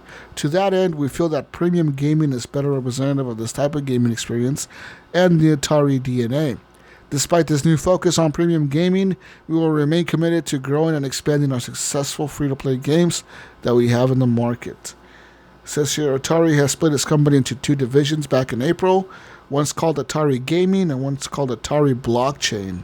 The latter is focusing on the immersive possibilities of crypto and blockchain-enabled games, as well as opportunities around NFTs. And there's also a plan to build Atari hotels, Gunny. What? Yes. apparently they're working with some hotel company where they're gonna license the Atari name and build Atari hotels around the world. But that Gunny, maybe that movie. What's that fucking movie? That future movie, Blade Runner. Maybe we'll get to see big buildings with Atari logos on them, Gunny. Big buildings in the future with big Atari logos. Cyberpunk style. Yeah, woo! Cyberpunk's coming true, woo! What's this? What's the blockchain? What the hell is that? Isn't that some scam, weird thing going on with? Isn't that a blockchain? No, blockchain is not. What am I thinking of? Is it cryptocurrency? Yes, sort of. Yes. Sorry, I had that mixed up. Okay. Yes. Yeah. So let's read the definition of a blockchain, Gunny. A blockchain is a specific type of database, Gunny. It differs from a typical database in the way that it stores information. Blockchains will store data in blocks that are then, guess what? Guess what they're done with then? What would a blockchain? What would happen there, Gunny? This is data stored in blocks that then gets deleted. Chained, Gunny, chained. I don't know. It's a fucking blockchain. They get chained together. As new data comes in, it's entered into a fresh block. Once the block is filled with the data, it is then chained onto the previous block, which makes the data chain together in chronological order. Different types of information can be stored on a blockchain, but the most common use of it so far has been for ledgers of transactions, aka crypto. In Bitcoin's case, blockchain is used in a decentralized way so that no single person or group or government has control. Rather, all the users that are using that blockchain have the control of the blockchain. Decentralized blockchains are immutable, which means that the data that is entered is not reversible, Gunny. So it's all irreversible, okay? All of it is irreversible, Gunny. For Bitcoin, this means that any transaction is permanently recorded and viewable to anyone in the world. So yes, there's actually a website you can go to. Pretty much all the big crypto sites. You can actually sit there and watch live transactions being made for any crypto in the world, Gunny. I'm talking anything like Bitcoin, Dogecoin, fucking anything, Ether, fucking whatever crypto it is. It's all there, and you can actually look at ledgers and see, okay, this wallet owns fucking $4 million worth of Bitcoin. This wallet has 50 million. This wallet has 10 million. This wallet has 1 billion. This wallet, whatever. You can see like the different values of everything, and it's all there, dude. So now you know what a blockchain is, Gunny. It's not a scam. Okay. Gunny. I thought it was, but apparently not. I mean, apparently Atari wants to get into making cryptocurrencies or something. I don't know. Would you buy Atari crypto, Gunny? I don't know if I'd buy any kind of crypto. I'm not even sure. I know my kid talks about it, but he's 15, going on 16, so yeah, too old for that stuff, man. Crypto is the future, man. Even though I lost a lot of money in crypto recently. Recently, the market crashed, dude, and a lot of it has to do with China. Pretty much, China. What they've done recently is they've. Okay, so first, a few months, like last year or the year before or something, China announced that they were going to move their government money, like the money of China or whatever the fuck money is. I don't know what it's called. What's Chinese currency is called?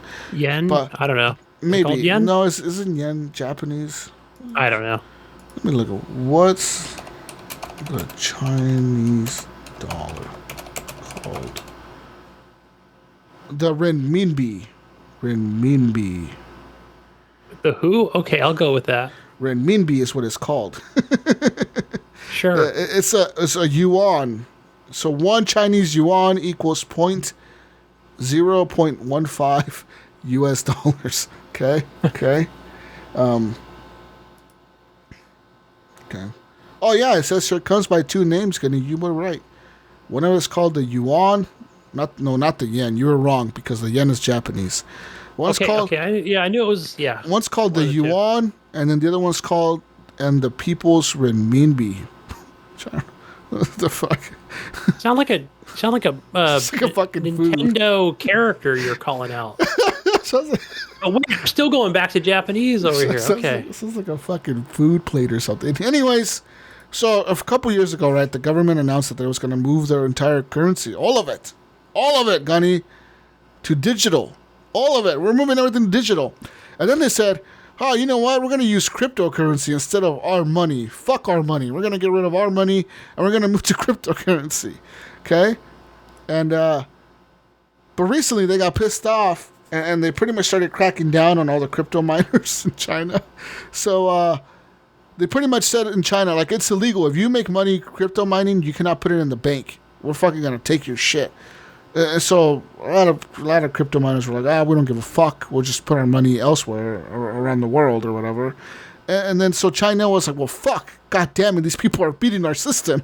They're putting their money in fucking Swiss accounts and shit. God damn.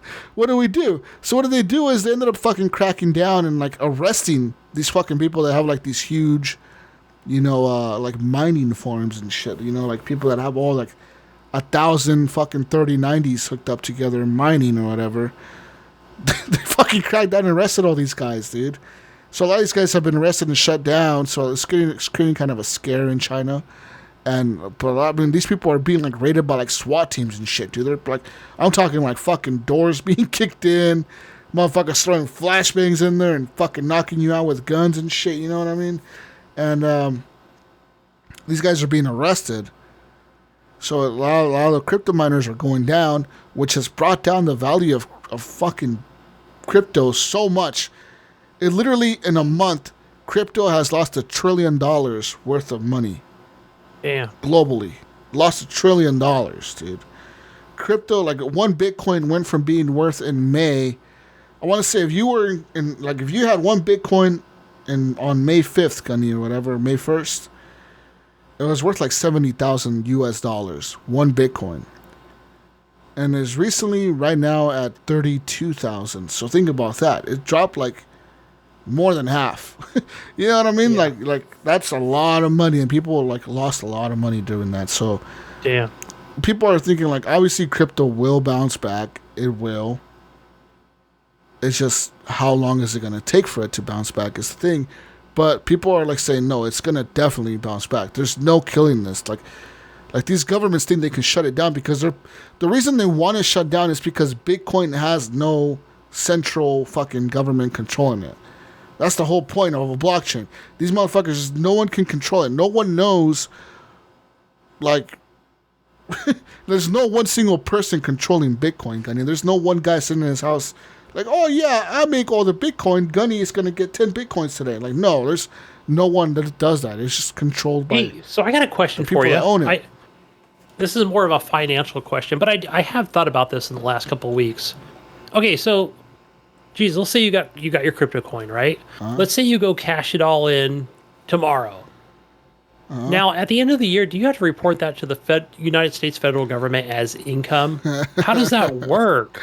No, okay. I mean, I thought about that because they want to know every dollar that you accumulated, right? That's their whole... Correct. So before, like in 2015 and shit, people didn't report it. People would just... This is how, like, all of a sudden you got $100,000 in your bank account. And the bank is like, where the fuck did this money come from, bitch? You know what I mean? You had like the government asking questions like, yo, where the fuck did you get $100,000 from? We didn't pay you this. Who the fuck gave you this money? Report it to the feds? Well, the banks have to. Any bank in the world or in the U.S. legally has to report anytime anyone, Gunny. Even like say if I say like, hey, Gunny, I'm going to send you $10,000 tomorrow, and I wire transfer it to your account, those $10,000, you better believe that your bank is sending this report to the IRS and saying, hey, on this day at this time, Gunny received $10,000 from this person. We don't know why. So now when the IRS, when you do your taxes, they're going to ask, hey, where the fuck did this money come from? And if you don't have an answer like, oh, it was a gift or whatever, like they're going to be like, oh, well, guess what, buddy? You're going to have to answer some questions, all right? I don't know where this fucking money's coming from. Or they just, I assume they just take, because I know they do that to people. Oh, they I've tax never had you. it done. Yeah. Yeah. Yeah, they'll tax you on it. So, like, that's the law in the U.S. The thing is, a lot of people were not putting their money in the U.S. They were putting it in, like, other bank accounts around the world where It's offshore and shit. The banks don't ask fucking questions over there. You know what I mean? They don't have to report to the IRS. You fucking put your bank in some fucking bank in Panama and you fucking put all your money in it. Like, cool, you know, whatever. Or some fucking Swiss bank account where you could put $1 million in and no one will ask questions, you know? Like, people were doing that, and like, recently though, the government has been cracking down on that. So it's kind of a weird situation where a lot of sites, even like, say you buy your crypto from like a website like Robinhood or Coinbase, every time you do a transaction through them, whether it's $100, 500, 2,000, 50,000, they keep a report of that. And at the end of the year, they actually send you one of those stupid fucking what are those forms called? 1099-B or something? Yeah. The 1099, I think it's called. The gambling earning or interest earning fucking forms or whatever. They send you one. And if kind of like a bank, they'll do the same thing. Yeah, kind of like a bank, yes, where they'll send you like a form saying, hey, you earn this much money off of interest. That's kind of what they 94 cents, in interest, So you better pay this to the IRS or we're going to have you arrested or something. Like, I don't know, man, but that's kind of what happens there. But yeah, recently it's a lot. It's not as crazy as it was at first, where people were just making money and just like, fuck it, dude. Like, I'm just making all this money, Gunny. I don't know where to put it. I'm putting it under my mattress. like old people used to do, Put this. Then the house burns down. They're like, fuck. I swear to God. $1 million in my mattress or in my freezer. Yeah, I have $40 million in my freezer, guy. Like, oh, fuck. Buried in the backyard. Yeah. Anyways, that's kind of how it happens with crypto, man. Fucking crypto. Anyways, speaking of crypto, let me tell you something that doesn't have crypto, but you could probably buy with crypto, a Nintendo Switch. After months of rumors and reports, Nintendo has now finally confirmed that a new Switch model is coming out. That's right, this Nintendo Switch, Gunny, supports an OLED. It has an OLED. It doesn't support. The old one supports an OLED, but this one has an OLED in it. 7-inch, Gunny. I like what 7. Ed Kamikazes he put on Discord.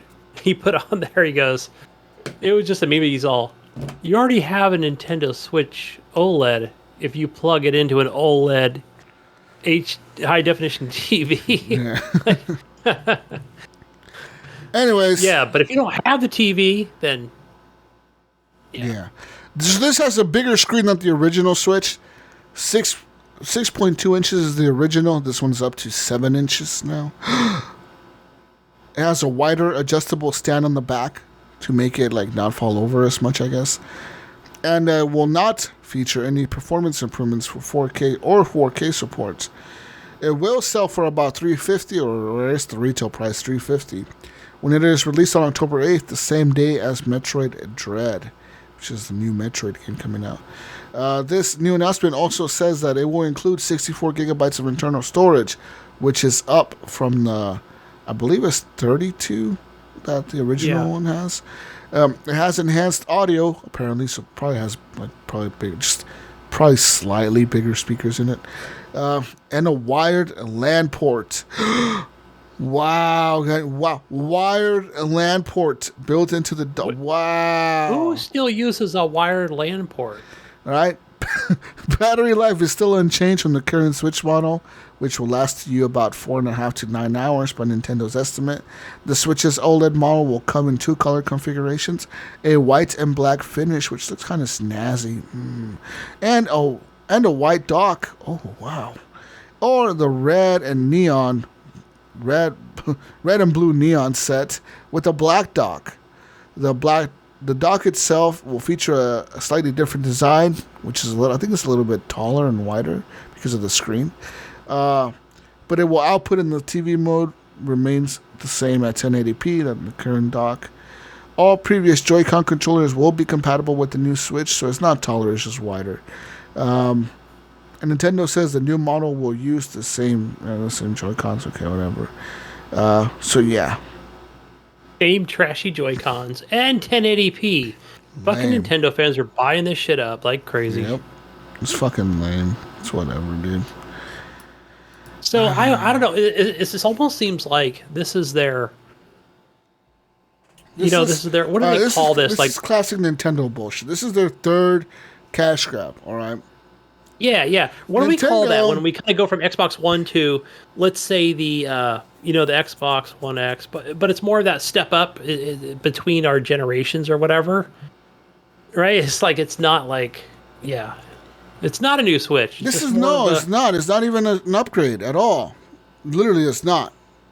This would be to an Xbox what the Xbox 360 was to the Xbox 360 Slim. Yes, exactly. That's what it would be. Just another iteration. You're getting a different looking console, but it's the same exact fucking specs. That's it. You know what I mean? Just because you got a 360 Slim didn't play the games any better than a 360 regular. It was the same shit. I can't see like anybody in America where they would use the LAN port feature. I don't know. That was a big thing maybe 5 years ago, but that's kind of when it even ended, where like every hotel's like, we got LAN ports, so it's a faster speed, right? But no hotel in America uses those anymore, unless there's like I don't know, you're in the middle of the sticks or something. No one uses LAN. I guess people that want to play Smash Brothers against the other. That's what I'm thinking. Like, okay, if I really want to play something multiplayer and it requires, something fast. I guess. Whatever. How about upgrade your wireless fucking thing? Nintendo, yeah, assholes. Fuck you, Nintendo. You're fucking. Should have put money into that instead of a LAN port. Better kickstand. All right. That'll work. But OLED screen, okay, there's a little bit of a... Is that an upgrade? I don't know. I guess it is like a slight upgrade, on the screen. All right. 1440p, Jesus, there you go. That would have been a good upgrade. 2K. Wow. So, okay, let's go here. Roblox and Sony Music Entertainment. That's right, Ryan. I don't see a Microsoft Music Entertainment, bitch. Super Sony Music Entertainment have signed a strategic partnership that will see the two companies working together to deliver innovative music experiences for the Roblox community. That will bring more Sony music recording artists into the Roblox metaverse. Is Roblox competing with Fortnite here? I think they are. They are. People don't believe it. People think that, like, what's a Roblox? Let me tell you something. Roblox My son is the biggest. Has been playing this for 5 years straight every day. Roblox is the biggest. I'm not kidding you. The biggest thing next to fucking Fortnite is Roblox, and next to that is it's all there. Minecraft, Roblox, and fucking Fortnite are the kids' top fucking 3 games. You ask any little kid, yo, what do you spend your money on? Fortnite or Roblox or Minecraft. But Minecraft is kind of falling off a little bit. Like, there are kids that know, they all know Minecraft, but Minecraft is kind of like some people play it, but not everyone. It's almost like Sonic to me. Like when I was a kid, and I remember the cool characters of the time, like you got Mario, you got fucking Sonic. And I like Sonic, but not everyone else likes Sonic. Like only the Sega people really like Sonic, And that's kind of when Minecraft is sort of becoming like this, like people play Minecraft, but not really, but kind of. Some people like it, some people don't. But Roblox is kind of like, dude, Roblox is like, Fortnite is just Fortnite. People think Fortnite is like this huge. It is a huge thing, but the thing about Fortnite is that it's not Roblox, and Roblox is everything. Roblox, there's every type of game ever in Roblox. There just is. You can create games, and you can put them in there, and people can play them, and whatever, like it's all there, Gunny. That's what Roblox is. Yeah, it's it's got its. If when I'm walking by, I'm always thinking like, oh, it looks like a Lego. No, it's not Legos, right? It's more. Yeah. Looks like Minecraft, but a hobo version. Yes, there you go. But it still has 42 million active users every day. Yes. And there's a huge community for just whatever it might be, right? Whatever created game, this is game service, games as a service here type thing, and where, it's got its own, what do you call that? Where it's got its own role playing or... Yep. type community, and my kid's got his circle of people that they've been doing it for, gosh, I think 6 years now. Mm-hmm.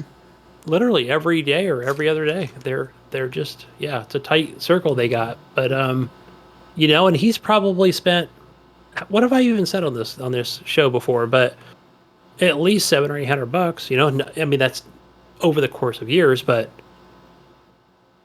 yeah, it's nuts. But no, like I know there's been issues and articles that I've seen. Some we've read here and some we haven't, Jesus, and that really has to do with music copyright. So one of the things here I'm looking at is where it talks about a $200 million copyright infringement lawsuit brought on by some of the national music publishers or whatever against Roblox, because if you go in, there are like these rhythm games that, people upload them and they become popular and everybody's playing them, but it's yeah, so I'm kind of glad that Sony's kind of coming on board to bring a lot of these, to kind of put their blessing on it in a sense, right? And not only get their name out there, but yeah, it's just going to be easier for Roblox players to enjoy these and enjoy them longer. So kudos to Sony for that. Yeah. Good job teaming up with Roblox on that. The community. Yeah, they had a huge growth last year, and apparently they did go. I know they went public. Yeah, it you know how those things go, right? They went public and like everybody gets $30 million each, in the company, and they went public. It has it here that Apple makes just on iPhone, they make about $1 million a day off of Roblox.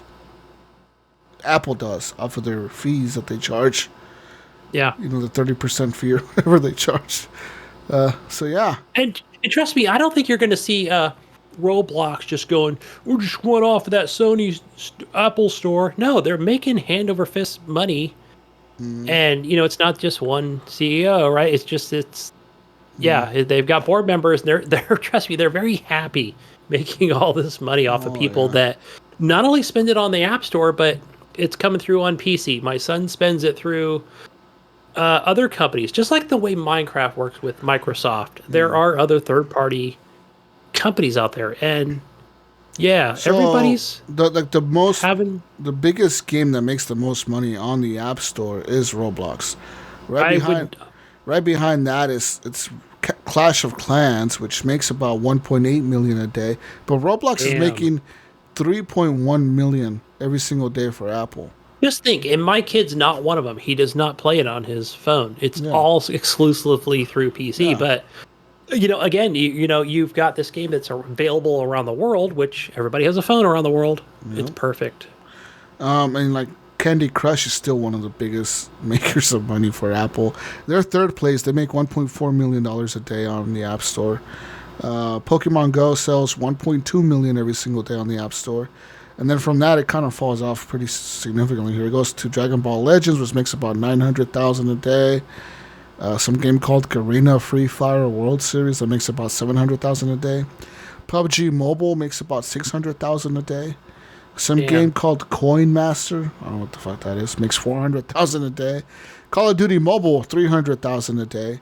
And wow, I'm surprised they're so far down the list. Yeah, and then some game called Homescapes makes about 329,000, right underneath Call of Duty.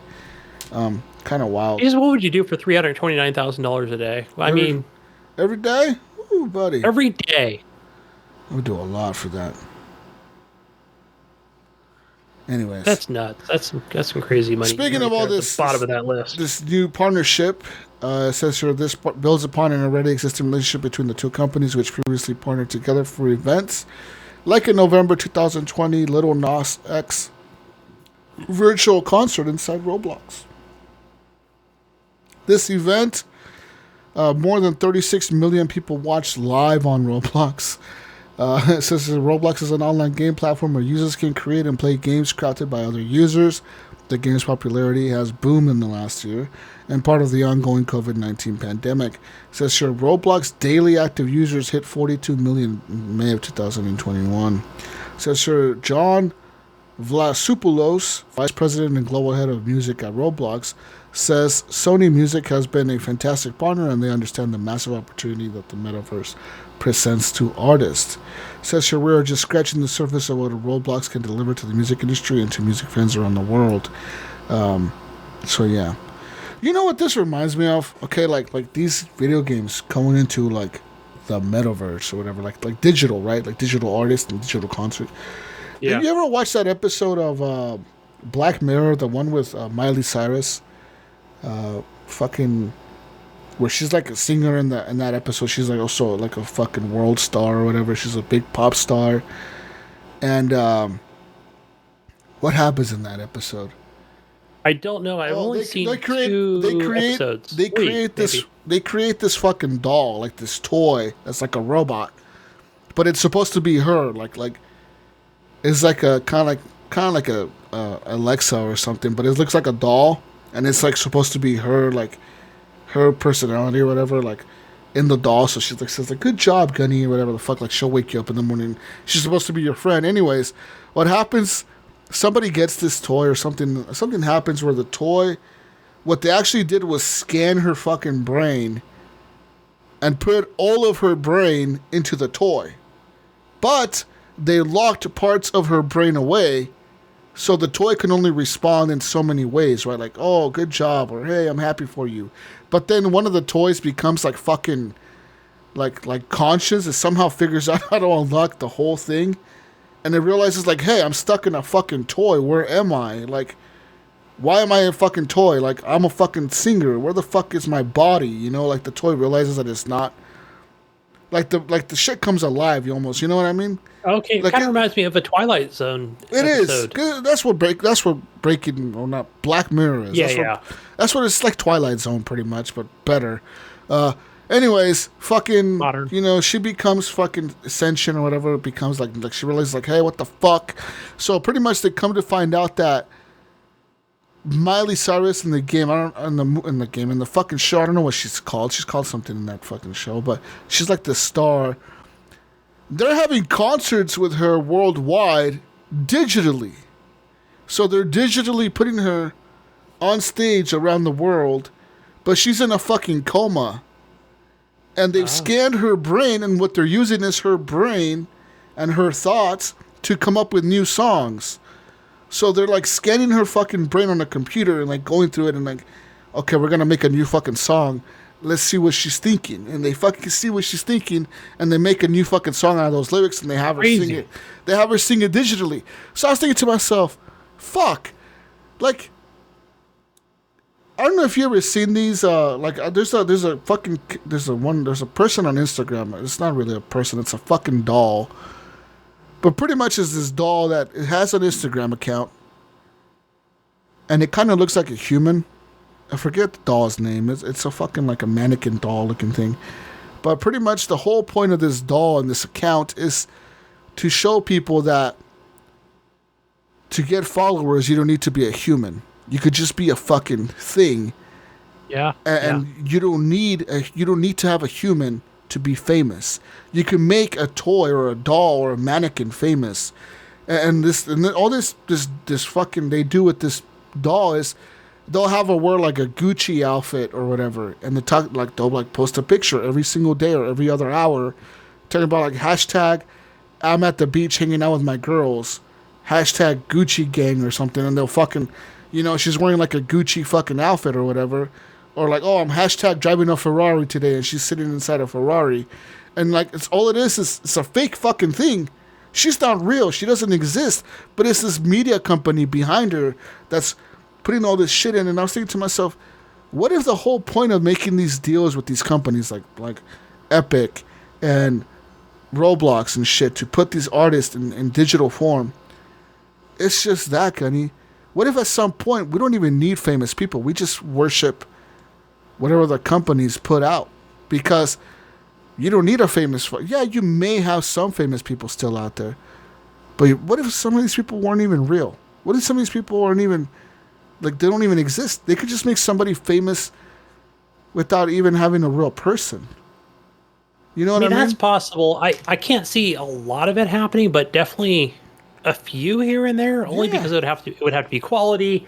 And yeah, definitely to find out like later on, like, oh fuck, that was like a Sony BMG thing that no human ever got paid for it. Specifically, yeah. That would be nuts. You know what I mean? Like, they made all this money off of this concert and no one got paid for it, but Sony did. You know and then they split the money up, whatever. Like, that other person got the 20%, or that other company, but not the person itself. That person doesn't exist anymore. That person's not real. That person's not even real. Like, to me, like, it looks back at, it also reminds me of, like, the way Disney is doing their stunts. They have these fucking robots and these, like, robots that can do human stunts. So they're not even using any human stunt actors anymore. They're using mostly robots. And these robots are what they're using for, like, the Avengers movies and shit. And they have one at fucking Disney World, or the Disney World or whatever, in Florida, that, like, fucking swings around like Spider-Man in front of people, like in the Spider-Man Avengers area or whatever. That motherfucker swings real time in real life. You'll see him swinging around his fucking web, and it's not a fucking human. It looks like a human, but it's a fucking, like, a robot thing or whatever. Like a robot mannequin thing that's fucking swinging around. You know? So think about this, Gunny. At what point do they just replace actors with, like, hey, we're going to just scan Leonardo DiCaprio's face, and we're going to have him sign away his rights to it or whatever. Put some clause in his contract that says, we own the way you look forever, even after you die. And we're just going to have him act in movies for the rest of his life. Well, forever. Fuck it. Yeah, that would be nuts. 50, 60, 70 years from now. 100 years from now, people are still watching fucking Sylvester Stallone on the screen because he signed away the rights of his looks. Rocky 40. Yo. Yeah. Think about that. Like, these actors can sign away their rights to how they look. Think about that movie that came out recently, that movie with Will Smith where he's, like, fighting against his younger self. The younger self came back from the future. That movie looked stupid as hell, but I know the one you're talking about. I watched pieces and bits of it. If you watch that movie, you look at Will Smith's younger version, it kind of does look like Will Smith as a younger version, almost like Will Smith back in Men in Black 1, or Will Smith back in The Fresh Prince of Bel-Air. Now, what's to stop them when Will Smith dies for them to say, fuck it, we're just going to keep young Will Smith in every movie. We'll just have a mannequin walk around and we'll just digitally imprint Will Smith. We've already done it before. We did it with that movie. We could do it again. We could do it even better now because we have better computers now.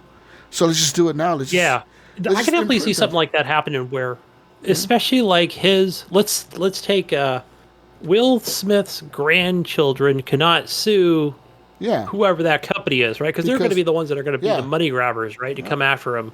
Say, nope, sorry, there's a clause there. There's a clause. He signed it. He signed away. He said he agreed to this. Signed that thing like 30 years ago. Sorry. Sorry, buddy. Yeah, your granddad.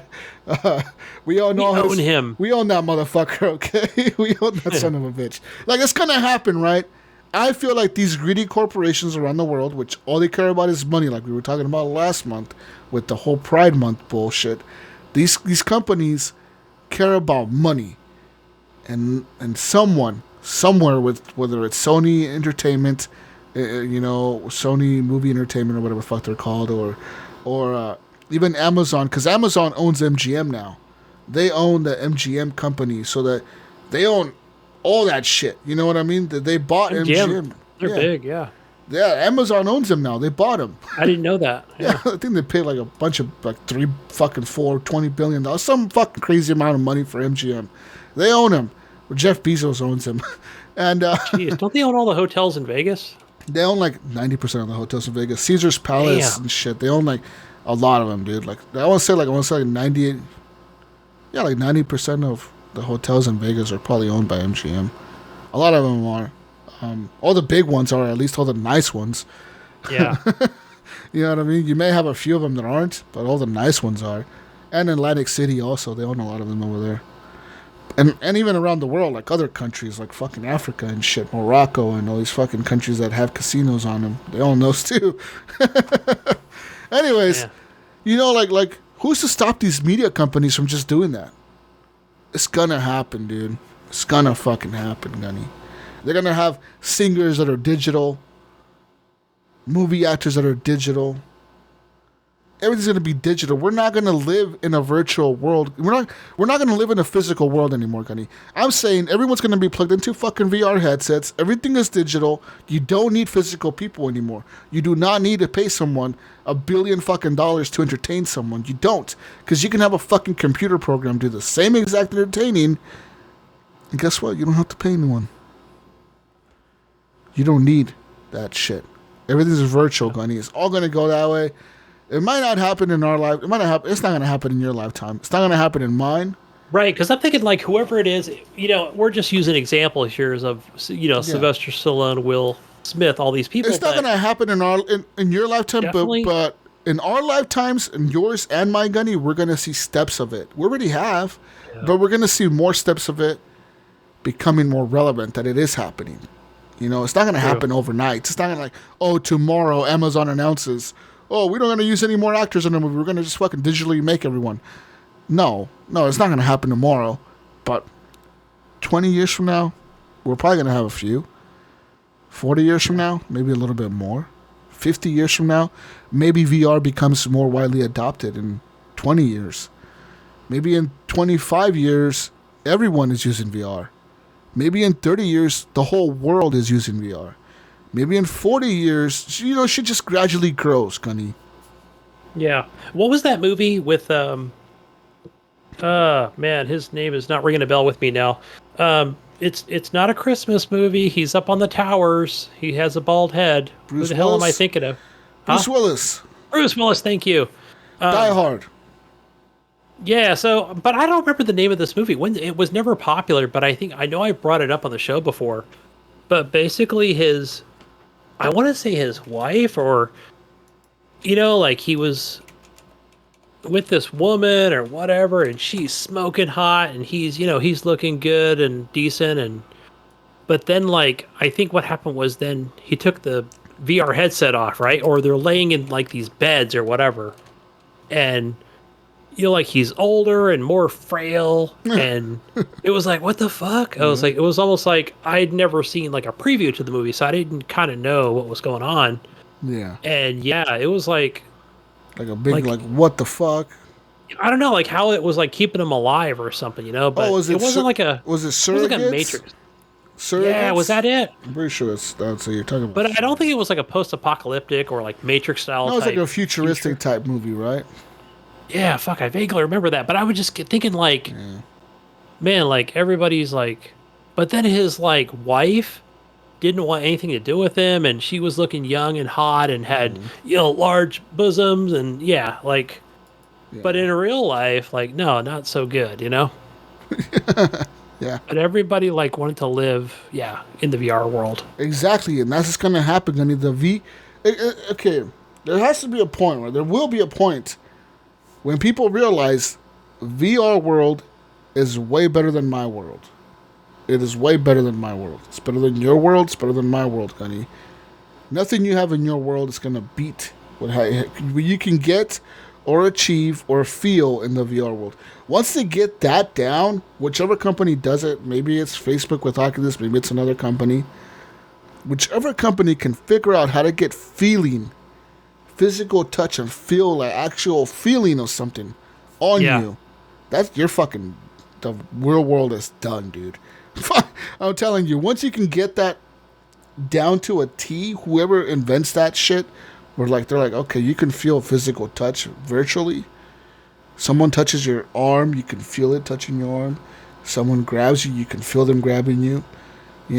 Like, once you can get that virtually down, dude, I'd say put a fucking feeding tube in most people and get them hooked up. Call it a day. Yeah, I think, you know what? I'm thinking like Total Recall and all these other movies that, but I'm thinking, you're absolutely right. Like, man, if people get to that, you can include having some drugs pumped into your fucking arm and VR goggles or whatever it might be, right? To put you there and say, it's like being there or whatever. Then, keep me hooked up. Why wouldn't you be hooked up? You could just, whatever, fucking sleep whenever, just wake up and you're in the fucking VR world becomes your real world. You never have to take the headset off. Just keep pumping fucking food into me whatever.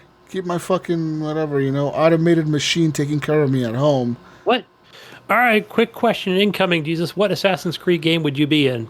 Like if you man, there's a lot of let's cool say ones. like, okay, you're gonna spend like 5 years in there. It's not gonna be a Oh. forever thing. Okay. But you get to spend 5 years in an Assassin's Creed movie. Or game? video game. Yeah. Oh, that's But really, it's gonna be like a movie setting. man, that's a tough one. Okay, so like I told you, I'm not a big fan of the ocean, right? I'm all scared of the ocean and shit. So it wouldn't be Odyssey, and it wouldn't be Black. It wouldn't Flag. be Black. Yeah, it wouldn't be none of those. It Jesus wouldn't. gets eaten by an octopus. It wouldn't be any Follow of it up. those. But maybe Revelations, when he's in Constantinople, I think. Yeah, that's Revelations, and he's in Constantinople when it's like the biggest hub city in the world at the time. It was like, like in the era that he's in Constantinople, it's pretty much the largest city in the world. It's fucking huge. Like, it's the trading capital of the entire fucking Asian world. Like everything goes through there. You know what I mean? So Yeah. like that. I mean, it would be in that. That would be a cool. Now, do I have to be the assassin? Do I have to be them for 5 years? That doesn't sound very appealing. Yes. Oh, I'm gonna have to jump off rooftops and shit and All day long. Your knees are going to be killing you. swan dive into fucking hay piles and shit, bro, and Lots of sprained ankles and, shit like that. lots of climbing up random fucking walls and stabbing people in the neck with my blade. That sounds like fun, doesn't it? So, I mean, God, cool, I guess, yeah. but like, how many times a day am I have to kill someone? Like, it's like once a day? Is it once every week? Is it once a month? What's going on here, Gunny? How long does an assassin really kill people for in Assassin's Creed in real life? All right, let's go like 10 people a week. Because God hey, damn, that's you're a lot of enjoy some of people. that story mode. That's like fucking almost that's at least one person a day, sometimes 3 people a day or 2 That's people serial a day. killer right there.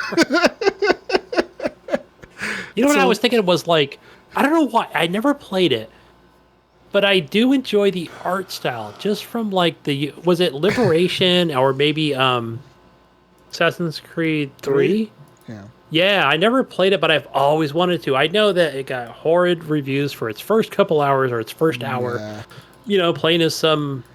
You know what? I or- actually bought that on the PC. I bought it on the Epic Store when it was on sale for like $5. So I was like, I want to play this again. And I never launched it. I should go launch that on the PC and have it like just maxed out, see what it's like, Yeah.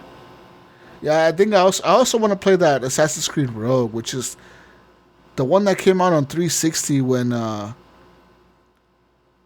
other one came out, when Black Flag came out on the new consoles. Almost like, that almost one like, came out on the old one.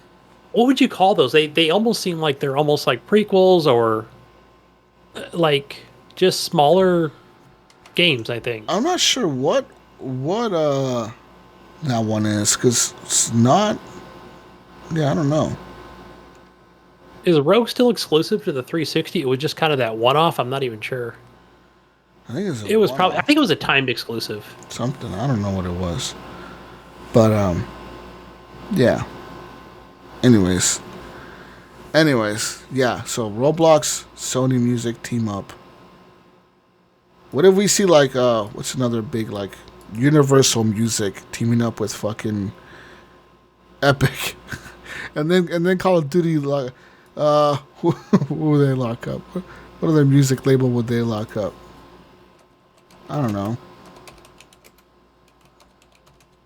Some other music. I can't think of one like who. Yeah. EMI Records. See. Oh, there's. Okay, listen. The major record labels are EMI, which I don't know what does EMI stand for. I don't know. There's Sony Music Entertainment, which is obviously that. Universal Music, which is obviously them, and Warner Music. Yeah. So those guys, maybe they'll start all making deals with big companies.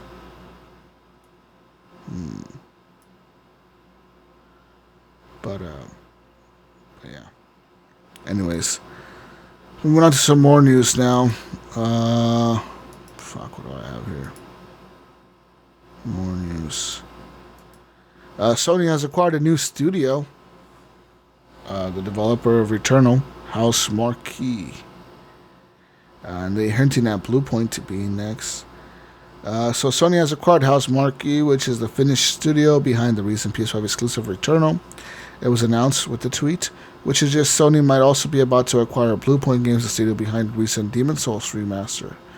In a blog post announcing the acquisition, PlayStation Studios head Herman Holt said that the studio is one with incredible vision, capable of creating memorable new games that resonate with their community. Although House Marquee has produced games across multiple platforms, including PC, iOS, and the Xbox 360, the majority of his recent titles have been exclusive to Sony platforms. Prior to Returnal, it was best known for the Super Stardust games, which have appeared on the PS3, PS4, and the PSP. Yeah. Anyways, it's cool, I guess.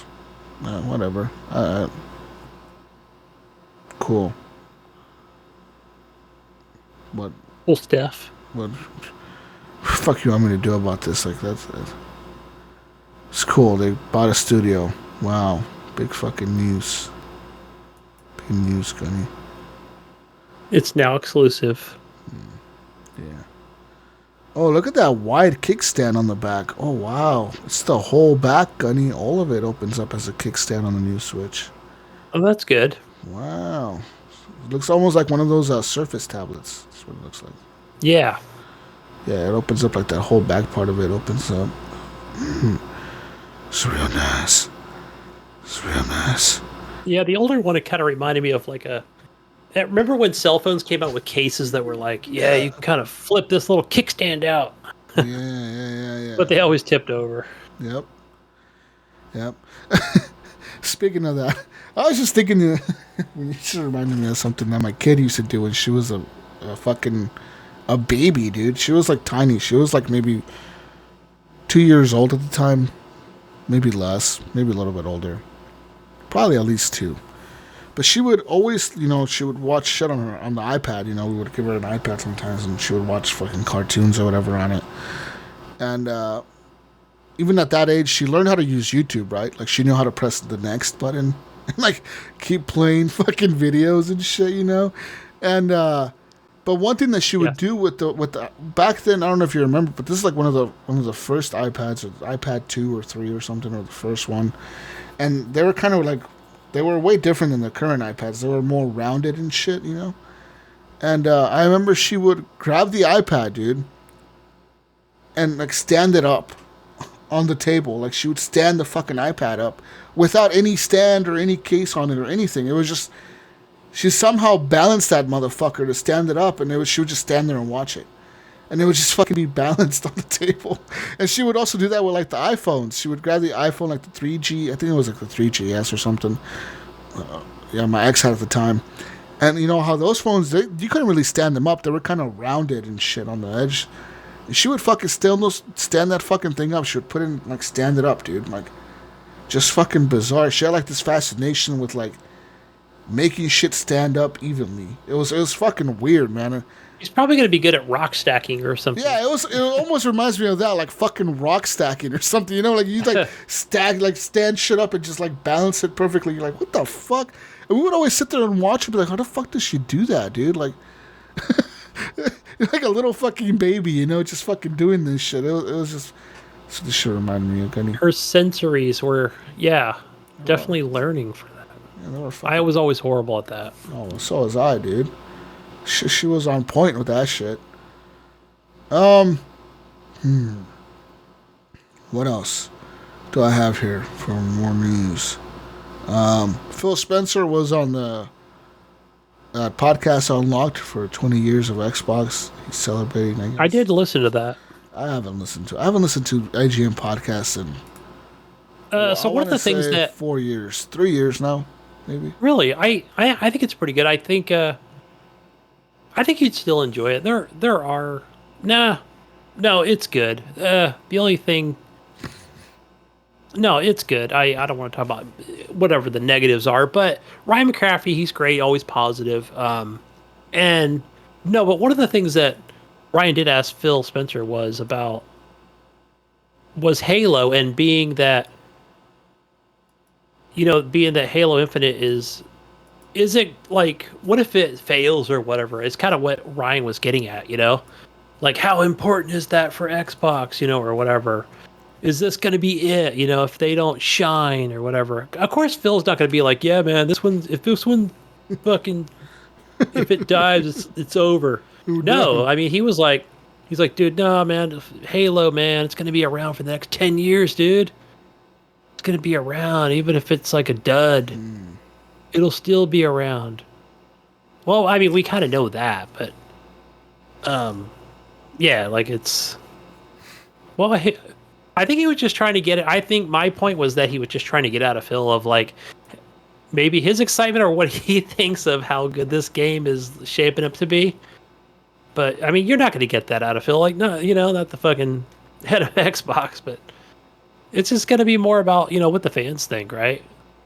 How often it's played. And I think we can honestly say that the Halo Master Chief Collection, I am an insider, by the way, so I do get some of the emails. Like, some of it's NDA, some of it's not. And it just talks about, testing some of those games. And, and it's really just all multiplayer stuff. But it's got positive reviews on Steam. And people, because again, a lot of Microsoft first-party games are on Steam, people. They're not on Xbox. It's owned on a different platform, right? Not owned by Microsoft. But yeah, they're kicking butt over there. I don't know. I think it's a wait and see. I think we'll have to wait until release day to see how this game is. It's they didn't show a whole lot of gameplay, did they? Just a cutscene, really. Yeah. For the story mode, that is. I don't know, Jesus. What did you think of the multiplayer? Was it? I think it's always hard to tell. I don't care. It's not cool. I mean, it's cool, but whatever. Like, I think it's always hard to tell when you're watching. To me, it was gameplay that was like, you only got to see 1.5 seconds of each event, right? Sort of like a movie trailer. Does that make sense? So they show multiplayer, but it's not like they're showing like a person playing. That's what the one thing I did enjoy about E3. The older E3s, right? It's fucking Peter Molyneux or whoever the fuck got up on stage or, and they sat down, they got their controller, and they forgot the new batteries. Oh shit, fucking at E3, I forgot to put batteries in this controller. God damn it. And they'll put batteries in it or whatever, and they'll start playing the game. It's like, there is no like, it's not edited, I don't know if you noticed that, but maybe that's just my little critique. Or I thought, okay, I'd like to see unedited gameplay. I don't know, man. Anyways. We'll see in November. It's a long way off. Plenty of other games between now and there. Yeah. I don't know what else. One other thing I saw, I did not put this in our show notes, but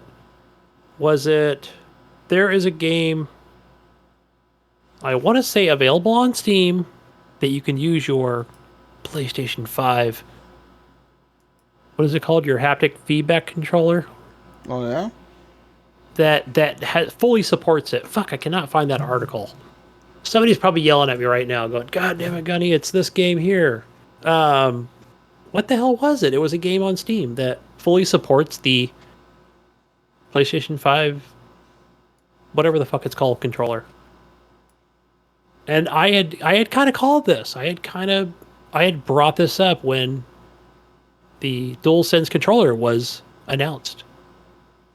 That I said, nope, I'll bet you guys it's not going to be just like an exclusive thing for the actual, PlayStation 5, even though we knew like, okay, it's not going, forwards compatible or whatever, or cross compatible with the PlayStation 4. But I said, no, I'll bet you this will be fully functional on a PC, which I think it's great. I still think it's great. I think it's good news to know this. It might have been, I don't know, it could have been a Sony game for all I know. But yeah, I thought it was pretty awesome. And I'm sure they've got Sony's backing on this whole thing, Otherwise they wouldn't allow it. It wouldn't be a thing. So kudos, I'd like to see more games like that. that you don't have to actually play it on your PlayStation 5. You can play it on PC as well, and still take advantage of all the haptic feedbacks on it. Damn, was it Tomb Raider? Shit, no, I forgot. I have to go back and look. Yeah. I would just be guessing. There was a RoboCop game announced called RoboCop Rogue City. It's coming out in 2023 to consoles and PC, Kenny. $29.99, right? I don't know, man. It says 2023. That's 2 years. I was thinking of price, but yeah. It's 2 years from now. A long time. They could make a really cool. I think RoboCop could be a cool game, but do people know? Do little kids know? Does anyone know who RoboCop is? Yeah. Well, no, not the little kids. They don't. It's not like that. That license, that series. It's not like it's been. Yeah. It's not like it's still going, right? It's not. Yeah. It's not a thing anymore. It's not a thing. It would be something their dads would have to. Hey, now, son, that's RoboCop. Fucking Mario. He's died a couple times. He's got some head injuries, but he will kill you if you're holding a gun. So. Back in my day, this was the coolest cop in town. They were really good movies. I enjoyed those. They were fun. Yeah. You know what I would love to see, Jesus? I know this is a weird one. What? It's a weird one, but it was a great fucking movie, and it was, what was it, Yappy or whatever? It was like this robot. Chappie. Young. That would be so good, dude. Chappie, give me a fucking Chappie video game. Yeah. Give me a Chappie video game. We want a Chappie. That dude was such a dick to him, huh? He's like, Chappie, go do this shit for me right now. Fucking Chappie. He's like, okay, I'm the nicest robot out there. Yeah, motherfucker. Fucking Chappie, you bitch.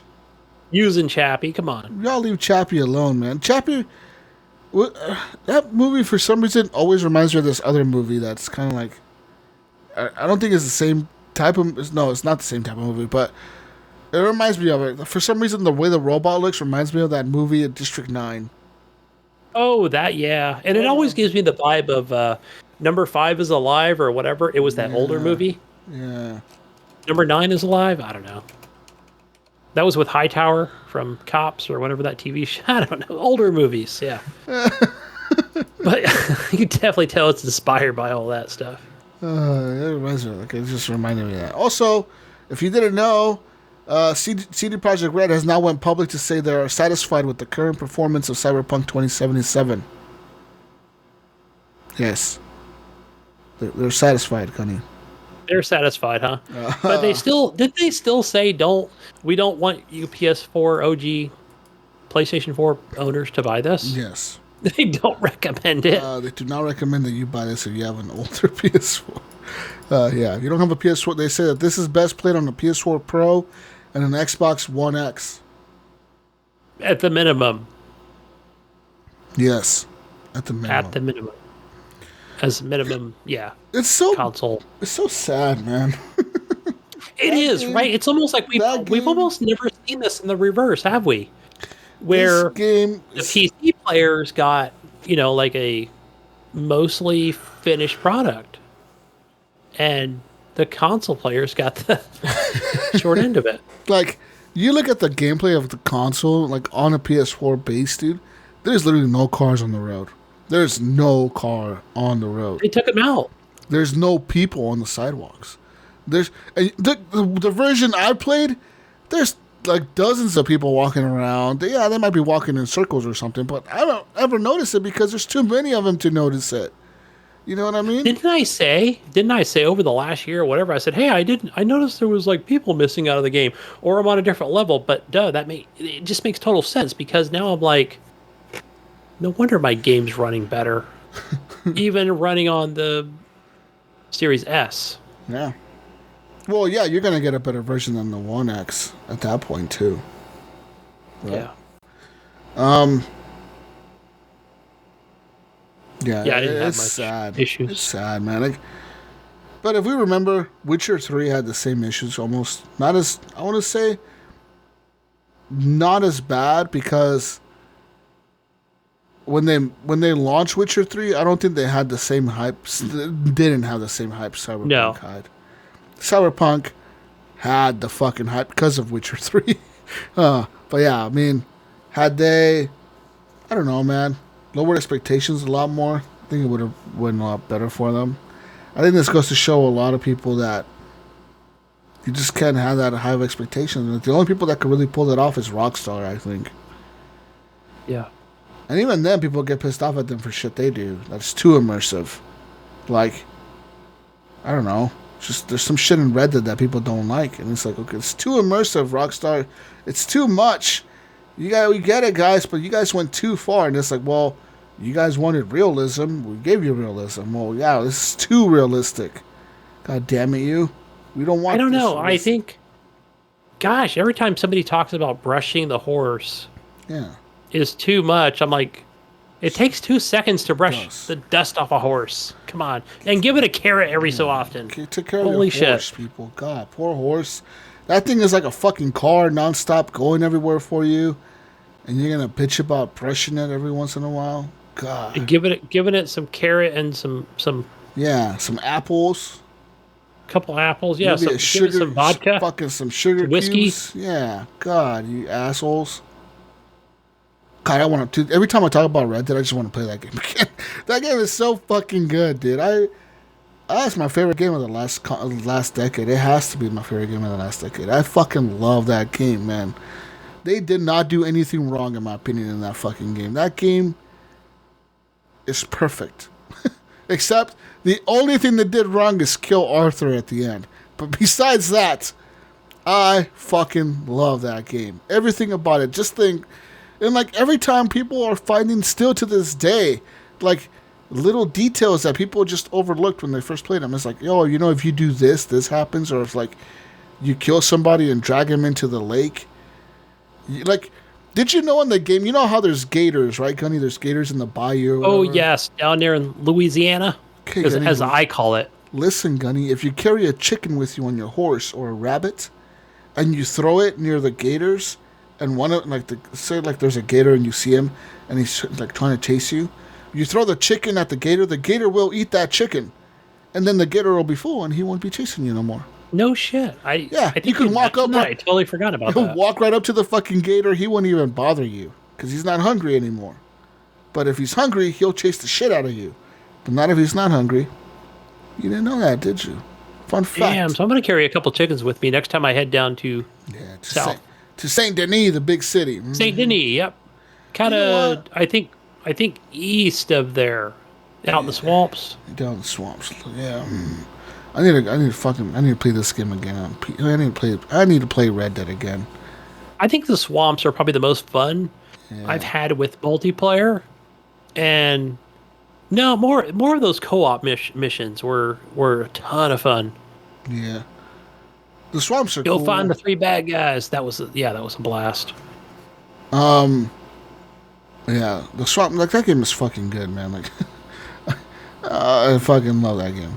You need to play it more. Anyways, that's all we have for news, man. I mean, the fucking Cyberpunk, supposedly it's ready. They say at least they're satisfied with the version they got. Good. I need to play it more often. But of course, I've never really experienced much issues on a Series S, so I think I was kind of safe the entire time. I think we've the other thing, I think we read it last week, but you are kind of past that deadline of returning the game, and then rebuying it at half price, because what is it now, down to $30? Probably anywhere. Yeah, you could have PC, any platform. Didn't Microsoft even as late as last month, you could have still returned the game and got a full refund from Microsoft. I want to say it was we're a couple days actually past it, several days. Yeah. I think it's been a week now, or. It was ridiculous. It was 6 fucking months of returns. They could have done it. Yes.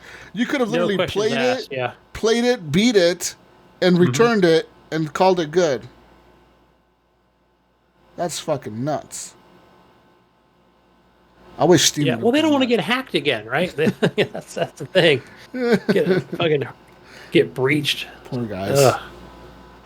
Anyways, moving on to the console corner and all your free games for all your different platforms here. And the first one comes from PlayStation Plus, your games for, let me just change this out here. It is not June, it is July. So the first game is Call of Duty Black Ops 4. Is that a good one?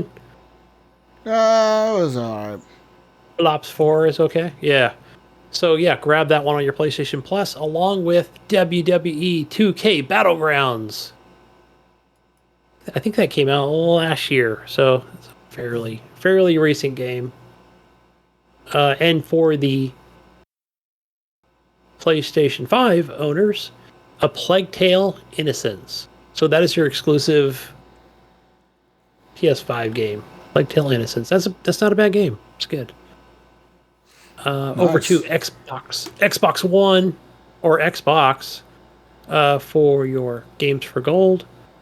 You have Planet Alpha for the beginning of the month for July, and also Conquer Live and Reloaded. Now, this is an OG Xbox game. I don't think I've ever played it, but Conquer Live and Reloaded. Check out that old gem. Probably doesn't even have achievements, but you can still go check it out. We got a couple of things here on Game Pass I wanted to just highlight. One, I talked about the Need for Speed Hot Pursuit. And Iron Harvest. I have not delved any more time into Iron Harvest. And but there is another game on here that was recently added called Gang Beasts. This is a good one, Jesus. This is a good little co-op, fun game, even to just join in random, whatever. I don't even know what they would be called, servers or what have you. But yeah, those are fun. I like the fact, I don't know, just some of the maps, and yeah, they're just a lot of fun. I think I bought it on Steam or played it on the Mayo Pass, and just yeah, lots of good laughs in that game. But what do we have over here? On to Epic. The Epic Store has a free game called the Spectrum Retreat. I think it's a puzzle game. Not sure. I just claimed it. Didn't even bother to download it. But if it's any good, I will. And Steam. I know Steam is having some good sales. Again, I got Project Zomboid. That was like $10 for me over here in the US. And yeah, I think the other one I was looking at, I know my son owns it, and that's The Forest. It's only like $8. Evil Genius 2, Jesus, down to $30. $29.99. But yeah, lots of good stuff. Cyberpunk, $40. There you go. Got Forza on there and Halo, all the Xbox stuff over there. For sure.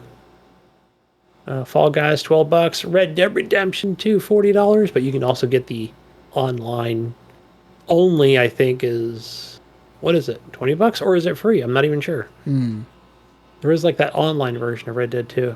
Yeah. Not sure if that went free to play or not. It's like $15 on Steam, I think, or $20 on Steam. Yeah.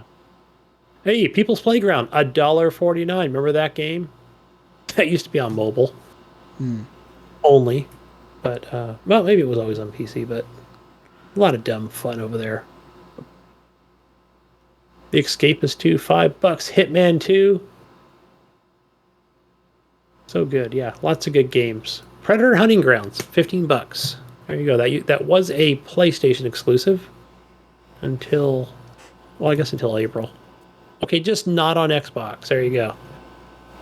That game is not on the Xbox. You will not find it. There is a State of Play this week on Thursday at 2 p.m. There's going to be an extended showcase of Deathloop, Gunny. Ooh, an Xbox game. Cool. Microsoft owned. Sorry. Yeah. That was a joke. Anyways. But yeah, that game looks cool. Deathloop and the other one. They both look pretty sick. Yeah, also Titanfall got hacked. I saw something hacked on them, and Twitter. people couldn't play. And pretty much what it said was, when you logged in, instead of letting you play, all it said was, go visit www.savetitanfall.com. I told Jonathan to knock that shit off. Fucking Big D was over there fucking with the servers. Yeah. Anyways. And it was funny, like I was reading the comments, they were just talking about nobody's playing that bullshit anymore. Come on, go play Apex. Or something, or go play fucking something else, whatever it was. Yeah. But it definitely got the game probably boosted up in the numbers. Yeah. I mean, whatever. It's fucking old ass Titanfall 1. Who cares? I'm done, Gunny. Yeah, I think I'm done too. I think I think that's it for me. That's all I have. Do we have any community questions? I didn't see any on the Discords, or I didn't check the Facebooks. Oh, let me check Discord. Or Facebook.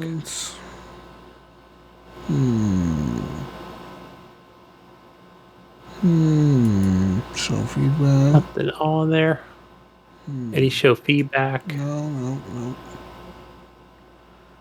Nothing. Just nothing. No show feedback. No questions. God, man.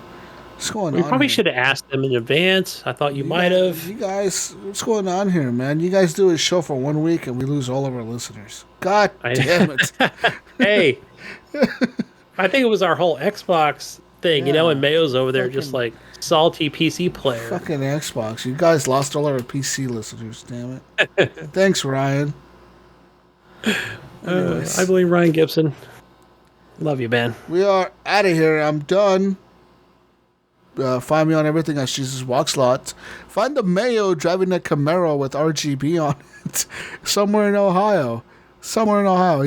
He's driving a nice Camaro, a white one with like a red. Did it have like red calipers on it, like the brakes? And he's a red, 500 horsepower going on. Red interior, red and black interior with some RGB lights, and go find Mayo. Find Mayo passing up tractors in Ohio. He's probably street racing all the tractors. Like, you want to race tractor?